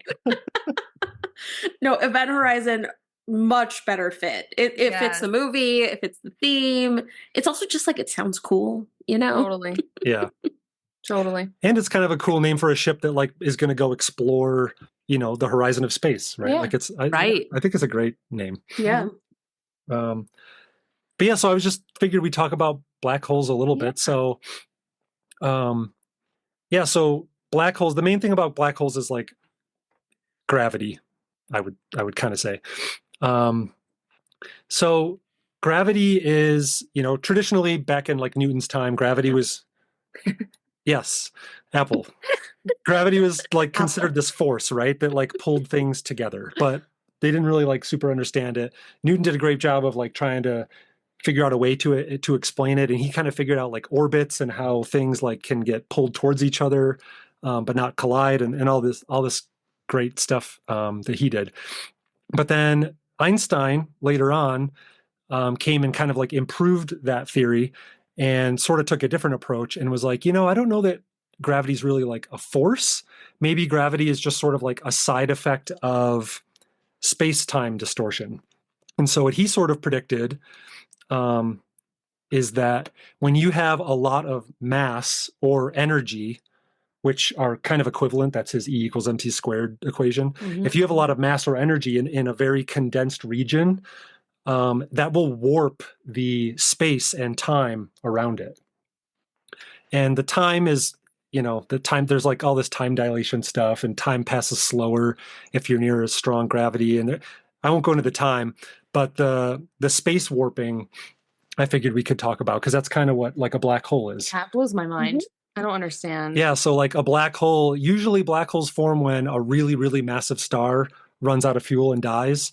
All the stuff that's left, there's so much stuff that the gravity of all of it pulls it all together, and there's just so much mass that it gets all squeezed down, and eventually it hits this point where it just like turns into this black hole. And we still don't totally understand like what a black hole is.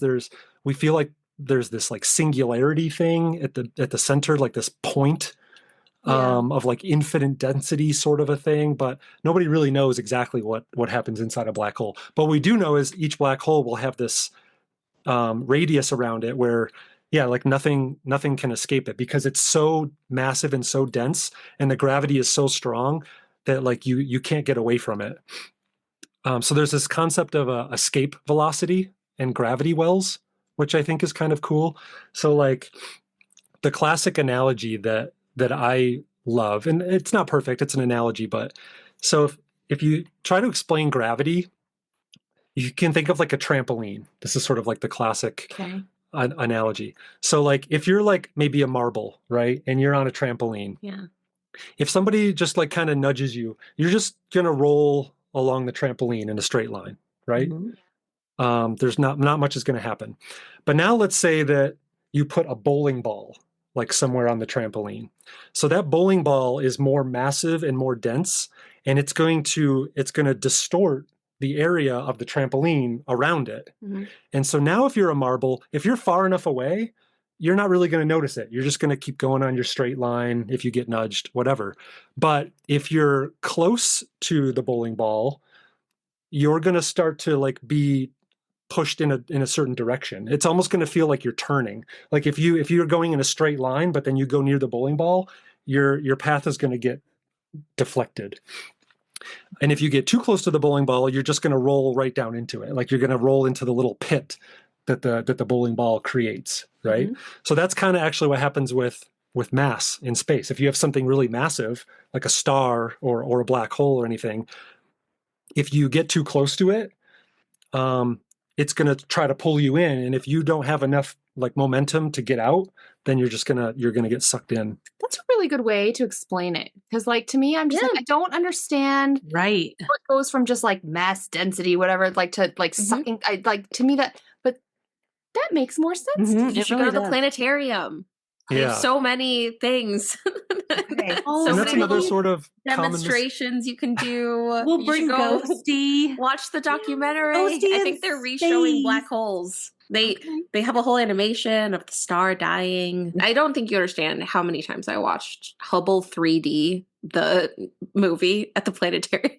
Love We'll take Ghosty. Spooky Sips goes to the planetarium. Do it. So we talked about how you've got the trampoline and how you can put things on the trampoline, and it sort of like, sort of pulls other things towards it. You can also think of it the opposite way. So if you have something on the trampoline making like a dent, like a bowling ball or whatever, and you've got your little marble, instead of like imagining the marble falling down into the bowling ball, imagine it the other way. The marble is already down, touching the bowling ball, right? And so the idea is how hard is it to like get that marble out of there? So like if you have it down, if the bowling ball is not going to distort too much, so you can probably just like flick the marble with your finger, right? And it'll get all the way out of the little hole, and it'll be back on the flat part of the trampoline. And the amount of like force you have to give it and the speed that it has to go to get out, that's called the escape velocity. Okay. But then if you imagine something bigger, like, I don't know, a boulder or something, and you put that on the trampoline, okay, that's gonna dent the trampoline way more, right? You're gonna have to the ground. yeah. So it's gonna be way deeper. Maybe the walls are gonna be steeper. And so now you have to imagine, like, if you try to flick this marble out of this, indent, it's gonna be a lot harder to do because it has to go way higher and way steeper.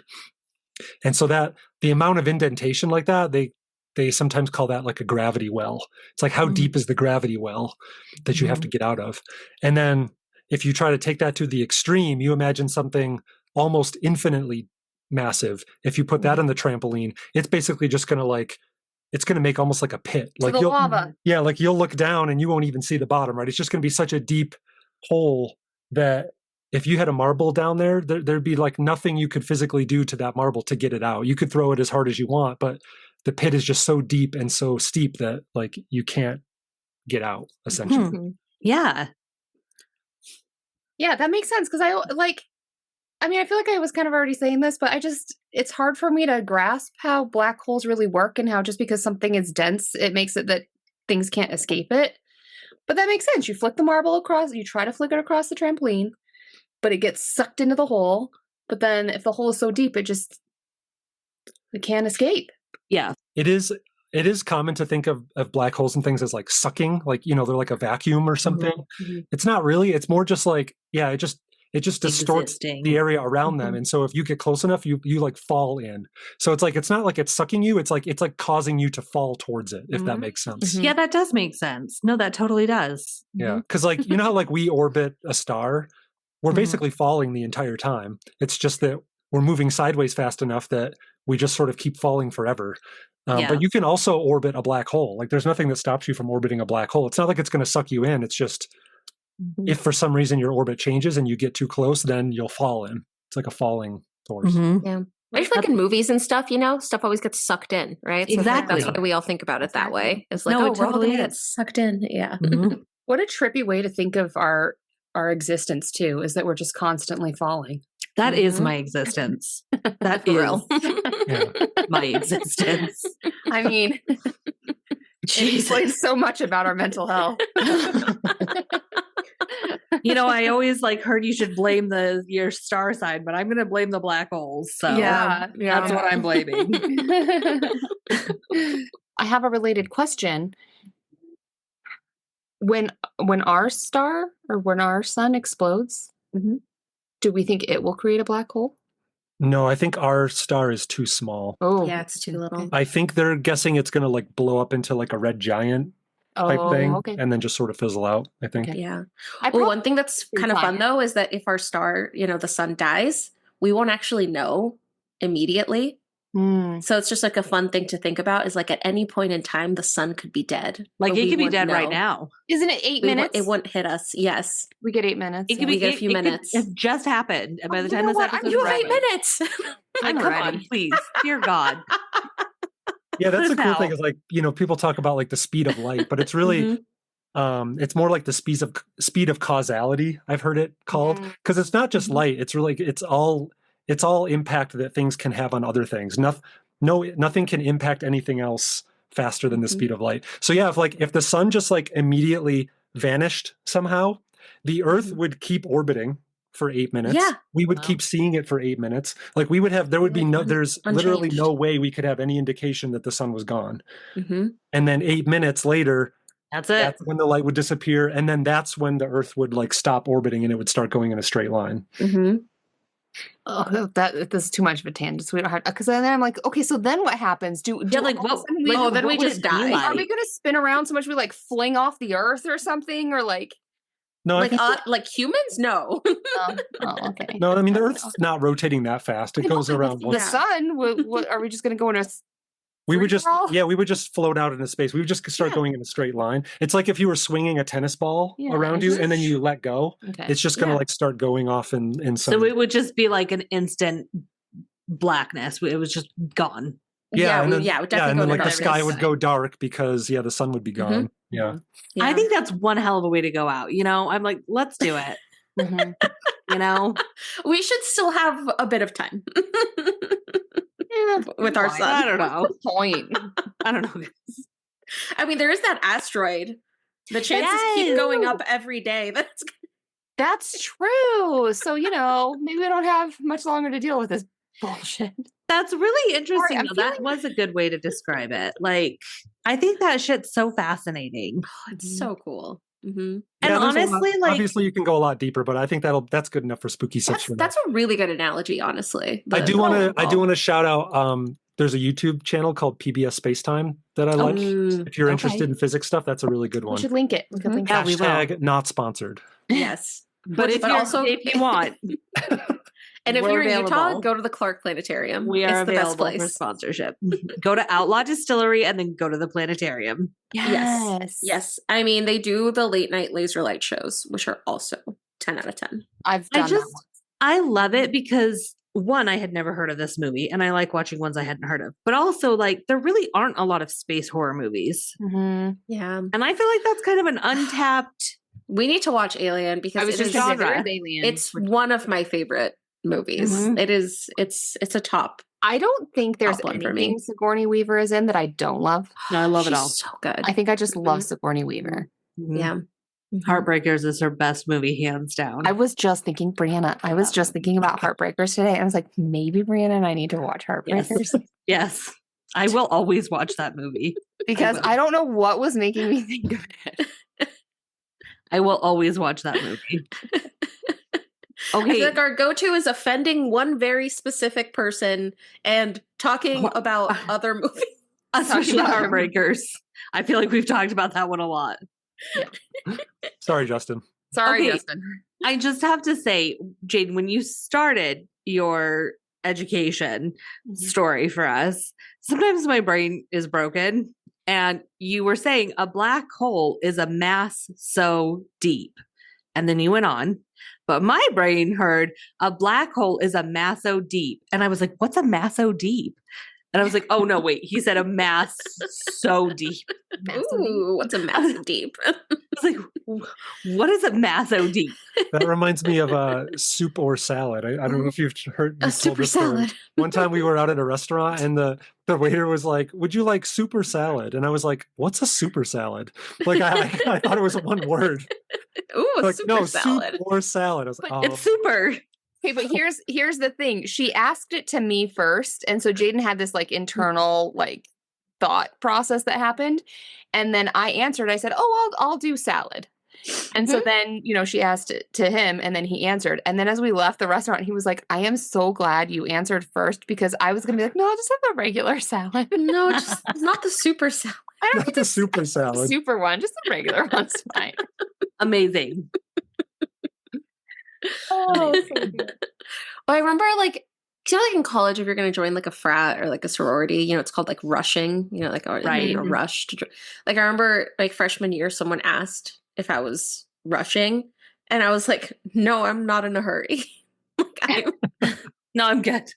I'm just taking it easy. Oh today, no, man. I have like nowhere to be. I have like no plans for you. No, I'm like totally. I'm just taking my time. So, That's incredible. Schedule's wide open. yeah. What? Amazing. Amazing. Amazing.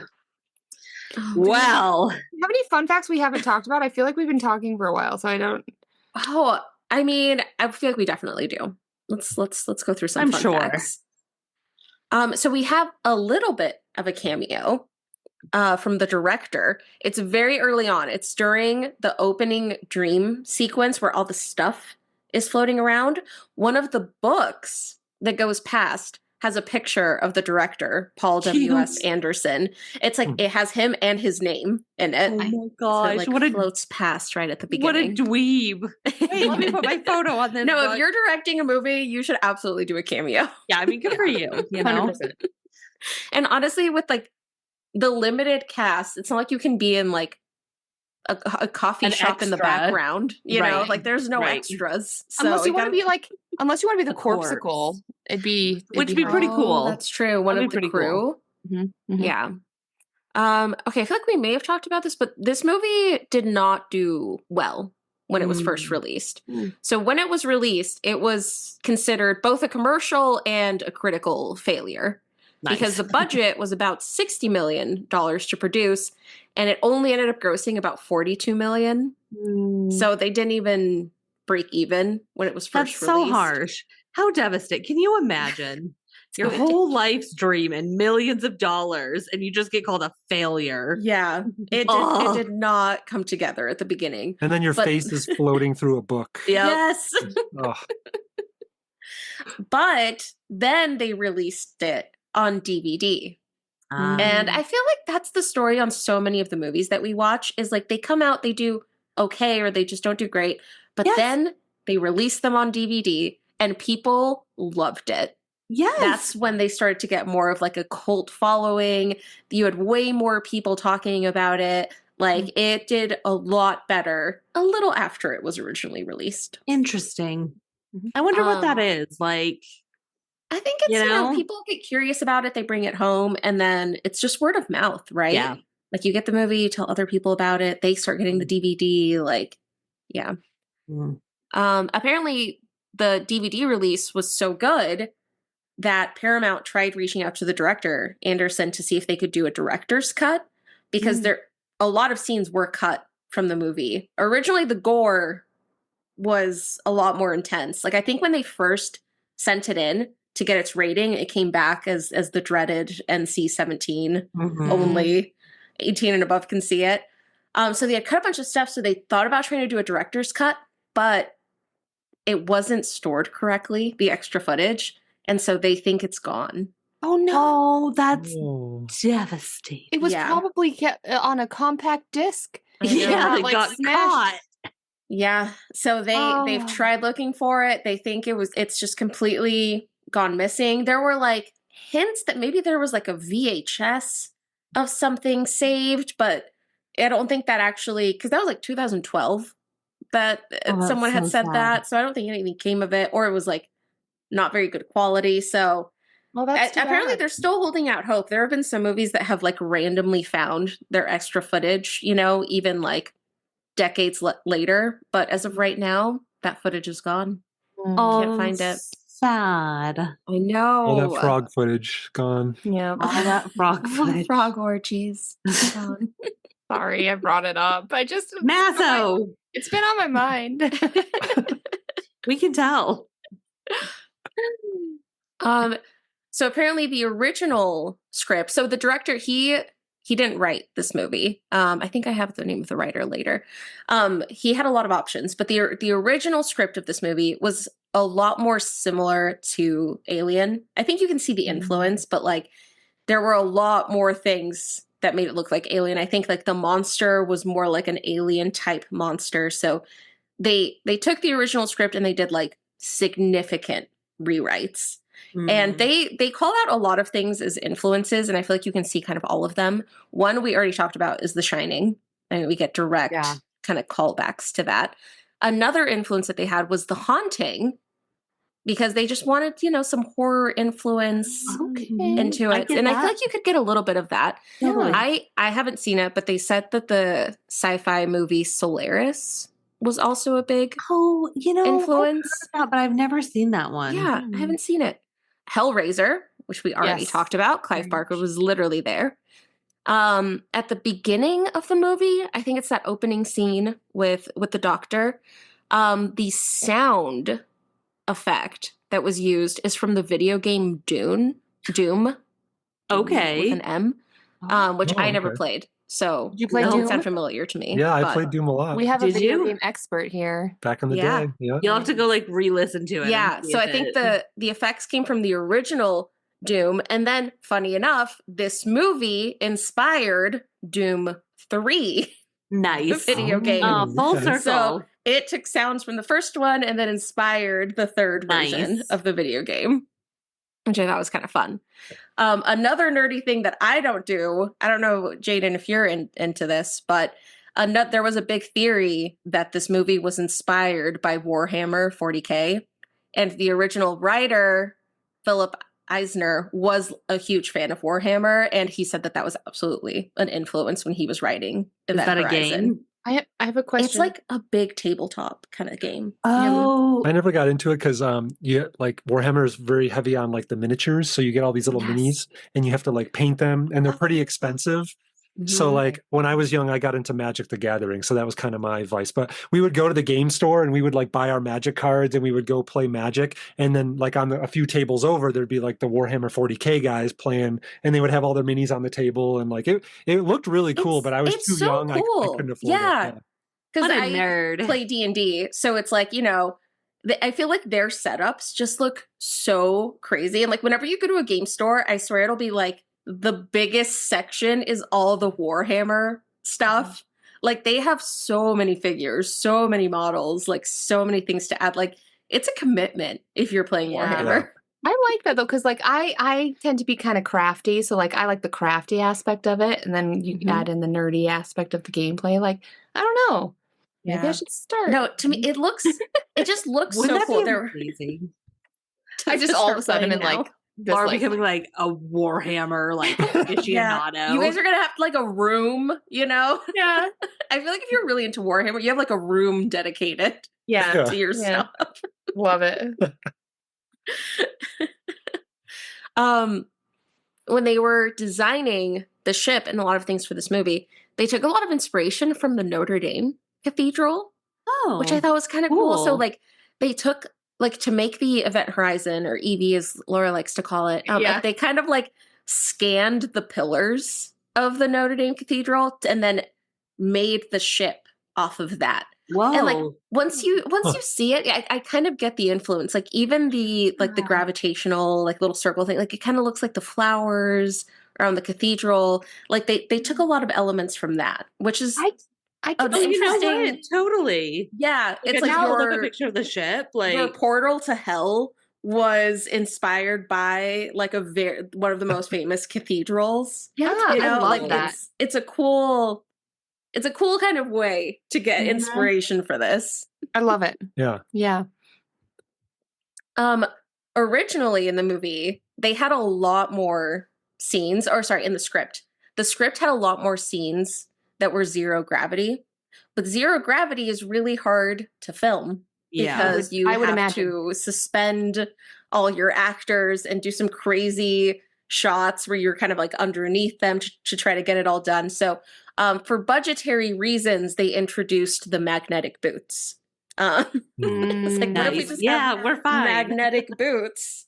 Or like, let me And just that turn on fixes it all. like let me just turn on the gravity. Let me just turn it back on where's like that a light switch. again? Yes. Yeah. So for budget reasons, we can get rid of gravity for a second. Yeah, that's fine. They could have explained that away maybe with physics. I mean, when they showed the ship, it was like it was so close to Neptune. It was like in the atmosphere, the ionosphere, I think. But like there were clouds. Remember, like they couldn't see the ship at first because of the clouds. Yeah. So they were definitely close enough to Neptune to feel Neptune's gravity. So if they just made the ship, you know, like oriented so that it was perpendicular to Neptune, you could just say, "Oh yeah, or like the tunnel somehow generates its own, you know." I mean, honestly, we all bought it with no explanation, so magnetic boots. It's fine. Like, none of us were like, "I need the science." The cheat code is magnetic boots. Yeah, that's the we were like, "Yeah, that makes sense." Great. Okay, we already talked about the fact that it wasn't a huge success. But one thing that made this a lot harder is they were working on a very, very limited schedule. So the director was like somewhat new. He had done Mortal Kombat, like the first movie, and it was quite successful. So he kind of had like the pick of the litter for scripts. But he was still relatively new. And so Paramount was like, hey, we want a movie out in the summer. Like we need a hit in the summer because we're releasing Titanic later. And we just want a big hit before we get Titanic out. So because of that, they shortened the schedule. So I think for editing, normally you would have about 10 weeks to do editing for a movie. That was kind of like the normal agreed upon thing. But the director agreed to do it in 6 weeks. Ooh. So he was like, yep, we can definitely do it in less time. But then filming took a little bit longer than expected. So filming went 2 weeks over schedule. Okay. So he had 4 weeks to edit the first kind of go around of the movie. Yikes. So in 4 weeks, he did the first kind of round of edits. And like, it wasn't even like a full edit. I think it was still kind of like cut together. So he did his best to make a rough cut of the movie, which I think was over 2 hours, like that first rough cut. And it did really, really badly in test screenings. They showed it to some people. They didn't like it. They showed it to the Paramount like executives. And I guess for some reason, the Paramount executives, like, they had just stopped watching the dailies, which we've talked about before, but dailies are what, like, the movie creators send to the executives to be like, here's what we've done, here's, like, little glimpses of the movie, you know, just to give them an idea of what's going on.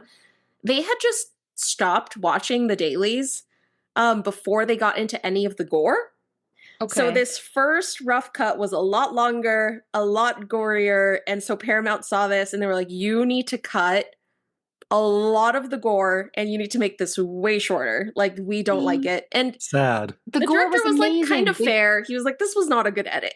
They should have kept it. He kind of agreed that there was stuff to cut, but he also said because it was so rushed, like even after this, because they wanted a movie out in the summer, he thinks he cut way too much and didn't give it like quite the proper re-edit that it needed. And that's why we lost. I wish we could so have much the extra director's footage. cut. And that's why it's so like, I feel like that's so hard to hear because I think this movie had a lot of really cool elements. Yes.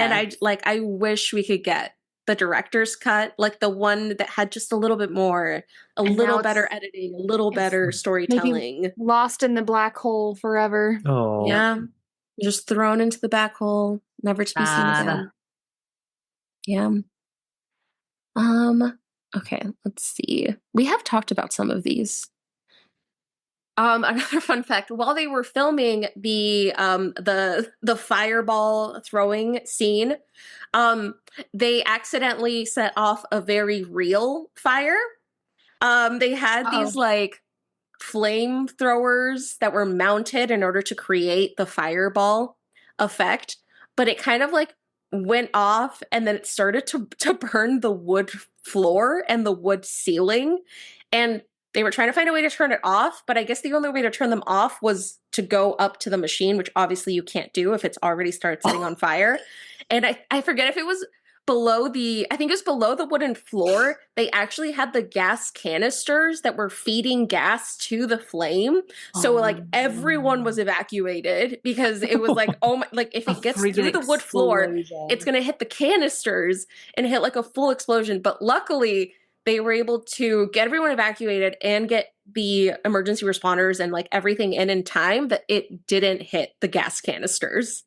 But they were very close to a very, very real, very big fire. And I think because of that, they actually ended up only because they had to recreate that set. And I think they were only able to get the like repaired set to shoot for like one day, like because of all of the repairs that had to be done. Oh my gosh, crazy.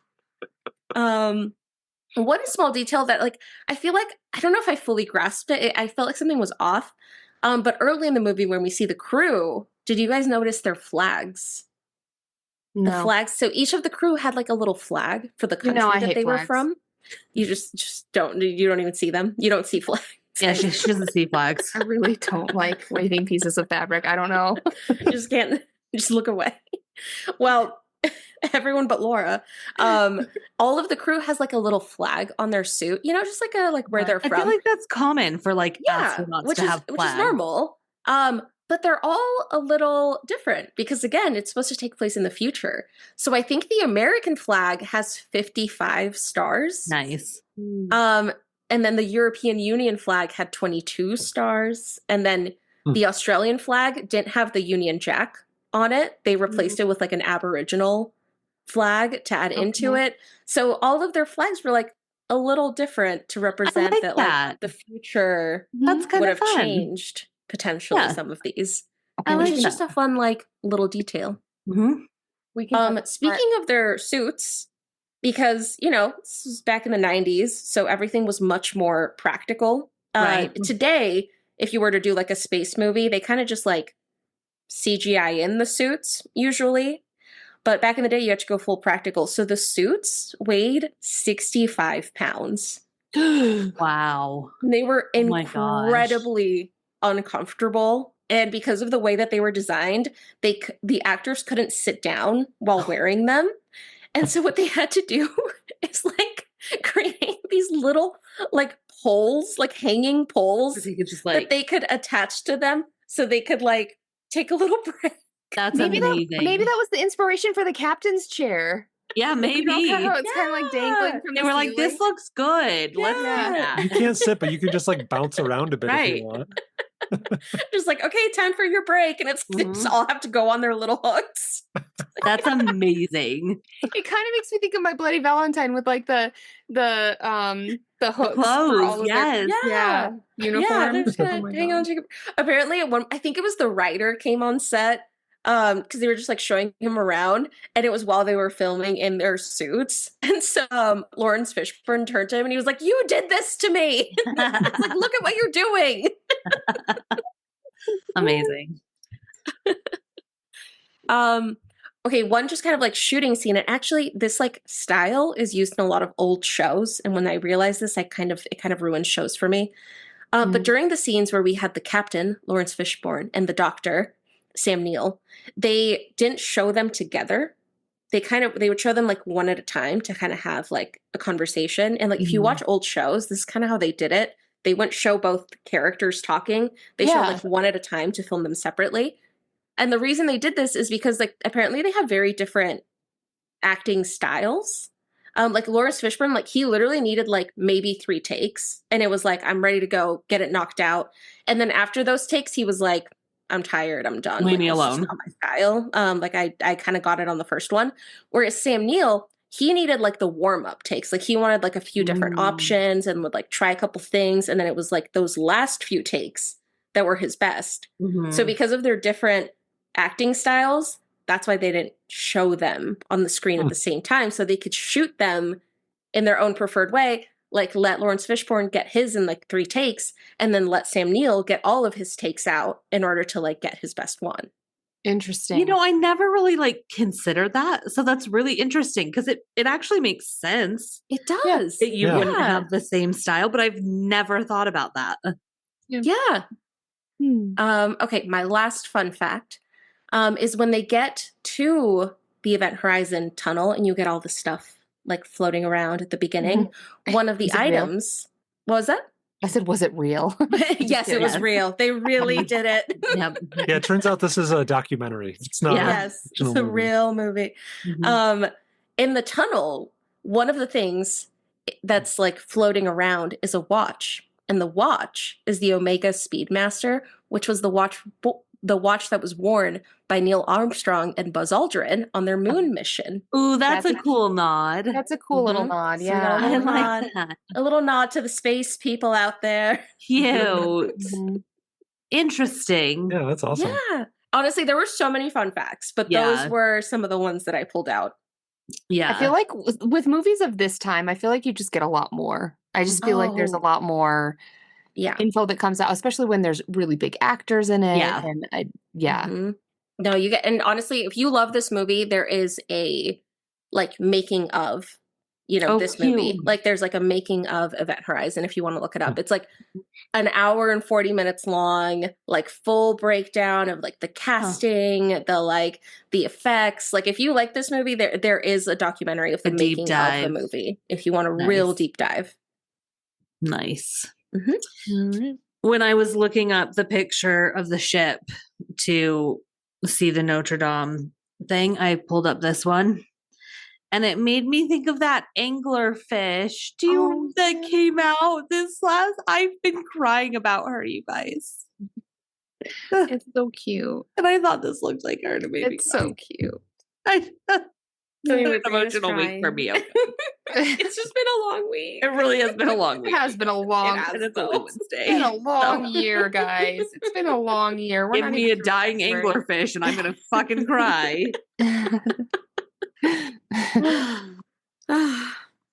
Anyways.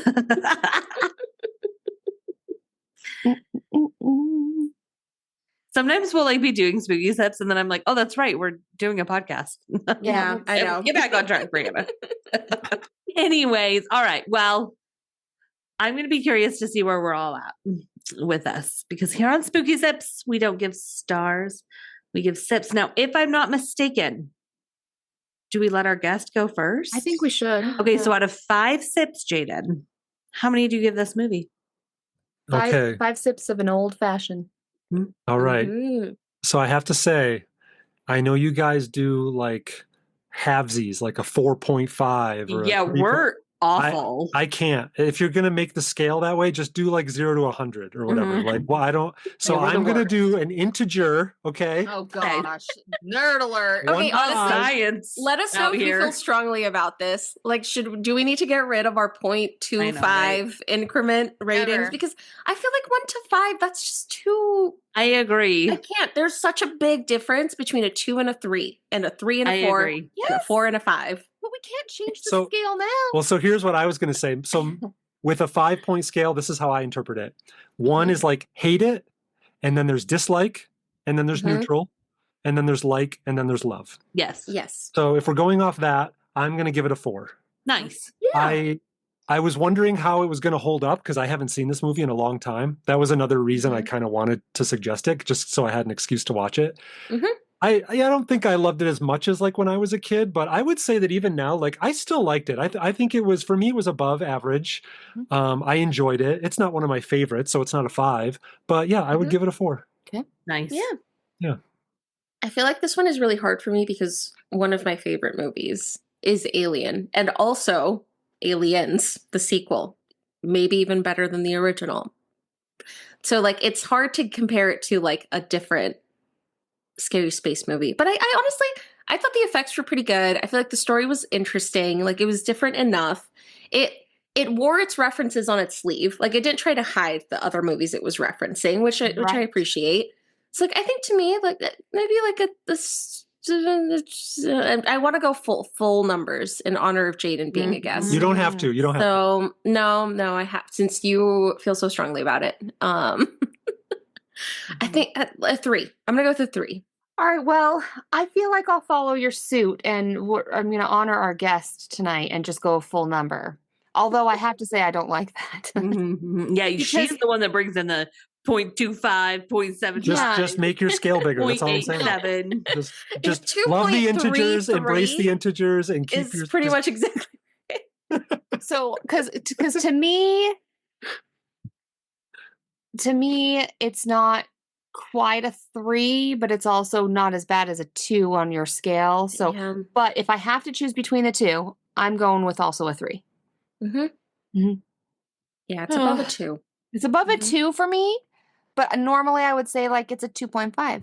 Yeah, But I can't say that. So I'm like a saying 2.67. Yes, if I had to be that's what I was thinking. 3. Mhm. Yeah. I'm gonna leave. I'll see you guys next time.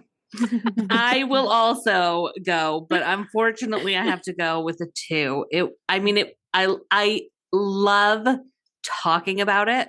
Mhm. I did not love watching it. So Yeah, for me, yeah. the conversation has been a 4, Mhm. Yes. maybe even a 4.5. The Can't movie do it. itself, not Decimal. my cup of Get out of tea. here with your decimals. So I gotta go with a 2. I gotta go with a 2. Fair. I was really between a 2 and a 3, but But what a solid choice, Jaden. Well great done. choice I of mean, yeah. discussion. I don't really know how I'd like never heard of this movie. No, that's Never why I heard of love it that you before brought this. it to us because we've Mhm. never heard of it. Yeah, that's kind of what I was Yeah. hoping for. Yeah. Mhm. Yeah, no, it was Yeah, fun. We want to be eclectic with our choices, so that's why Yes. like when fans and spouses Well, and whatnot bring. Yes, and that's why when we do have a guest on, like I want it to be very like true to them, you know, Mhm. their choice. So For sure. Mm-hmm. I have no idea what we're watching next. You guys It's need to right now either- immediately. You just cut to "Funky Shit" by The Prodigy. This is how you. I think I will. You think we can afford that? Oh, that's I know. right. That's right. Right? One of us could sing that and we could air that. Well, Jaden, thank you for joining us on Spooky Sips. This was Yes. fantastic. Mhm. You're You're always so welcome. back. Anytime. I liked the scientific Mhm. segment this time. Yeah. I'm thankful you took us to sci-fi. I'm always down with some sci-fi. I thought that would be kind of a fun change. It's hard to know how deep to go because I don't want to take forever. I mean, obviously, you can go into this stuff like so deep, but Oh yeah. just a Let- quick. I don't know. Space I like the trampoline deep. thing. I was like, I'll give him the trampoline thing, and then I'm No, out. that was Those are- amazing. That was Mic a drop. really good way to describe it. Yes. That one will Mhm. stick. Excellent. Yeah. All right. Well, next time on Spooky Sips, we're going back even farther in time. We're going to 1976 and we are watching The Omen, the original. Mhm. I haven't seen it. I haven't seen it. I have seen it. Okay. So if you Mhm. haven't seen it, get watching, get sipping, and we'll see you next time on Spooky Sips. Bye. Bye. Bye. Bye. Thank you for listening to Spooky Sips. If you enjoyed this episode, don't forget to rate, review, and subscribe wherever you're listening. To stay up to date on all the spooky things we're up to, follow us on Facebook and Instagram at spookysips_podcast. And if you want to help support the podcast, consider buying us a coffee, or really a cocktail. We are completely independent, so every little bit goes a long way to keeping our podcast running and improving. Thanks again for listening, and we'll see you in 2 weeks.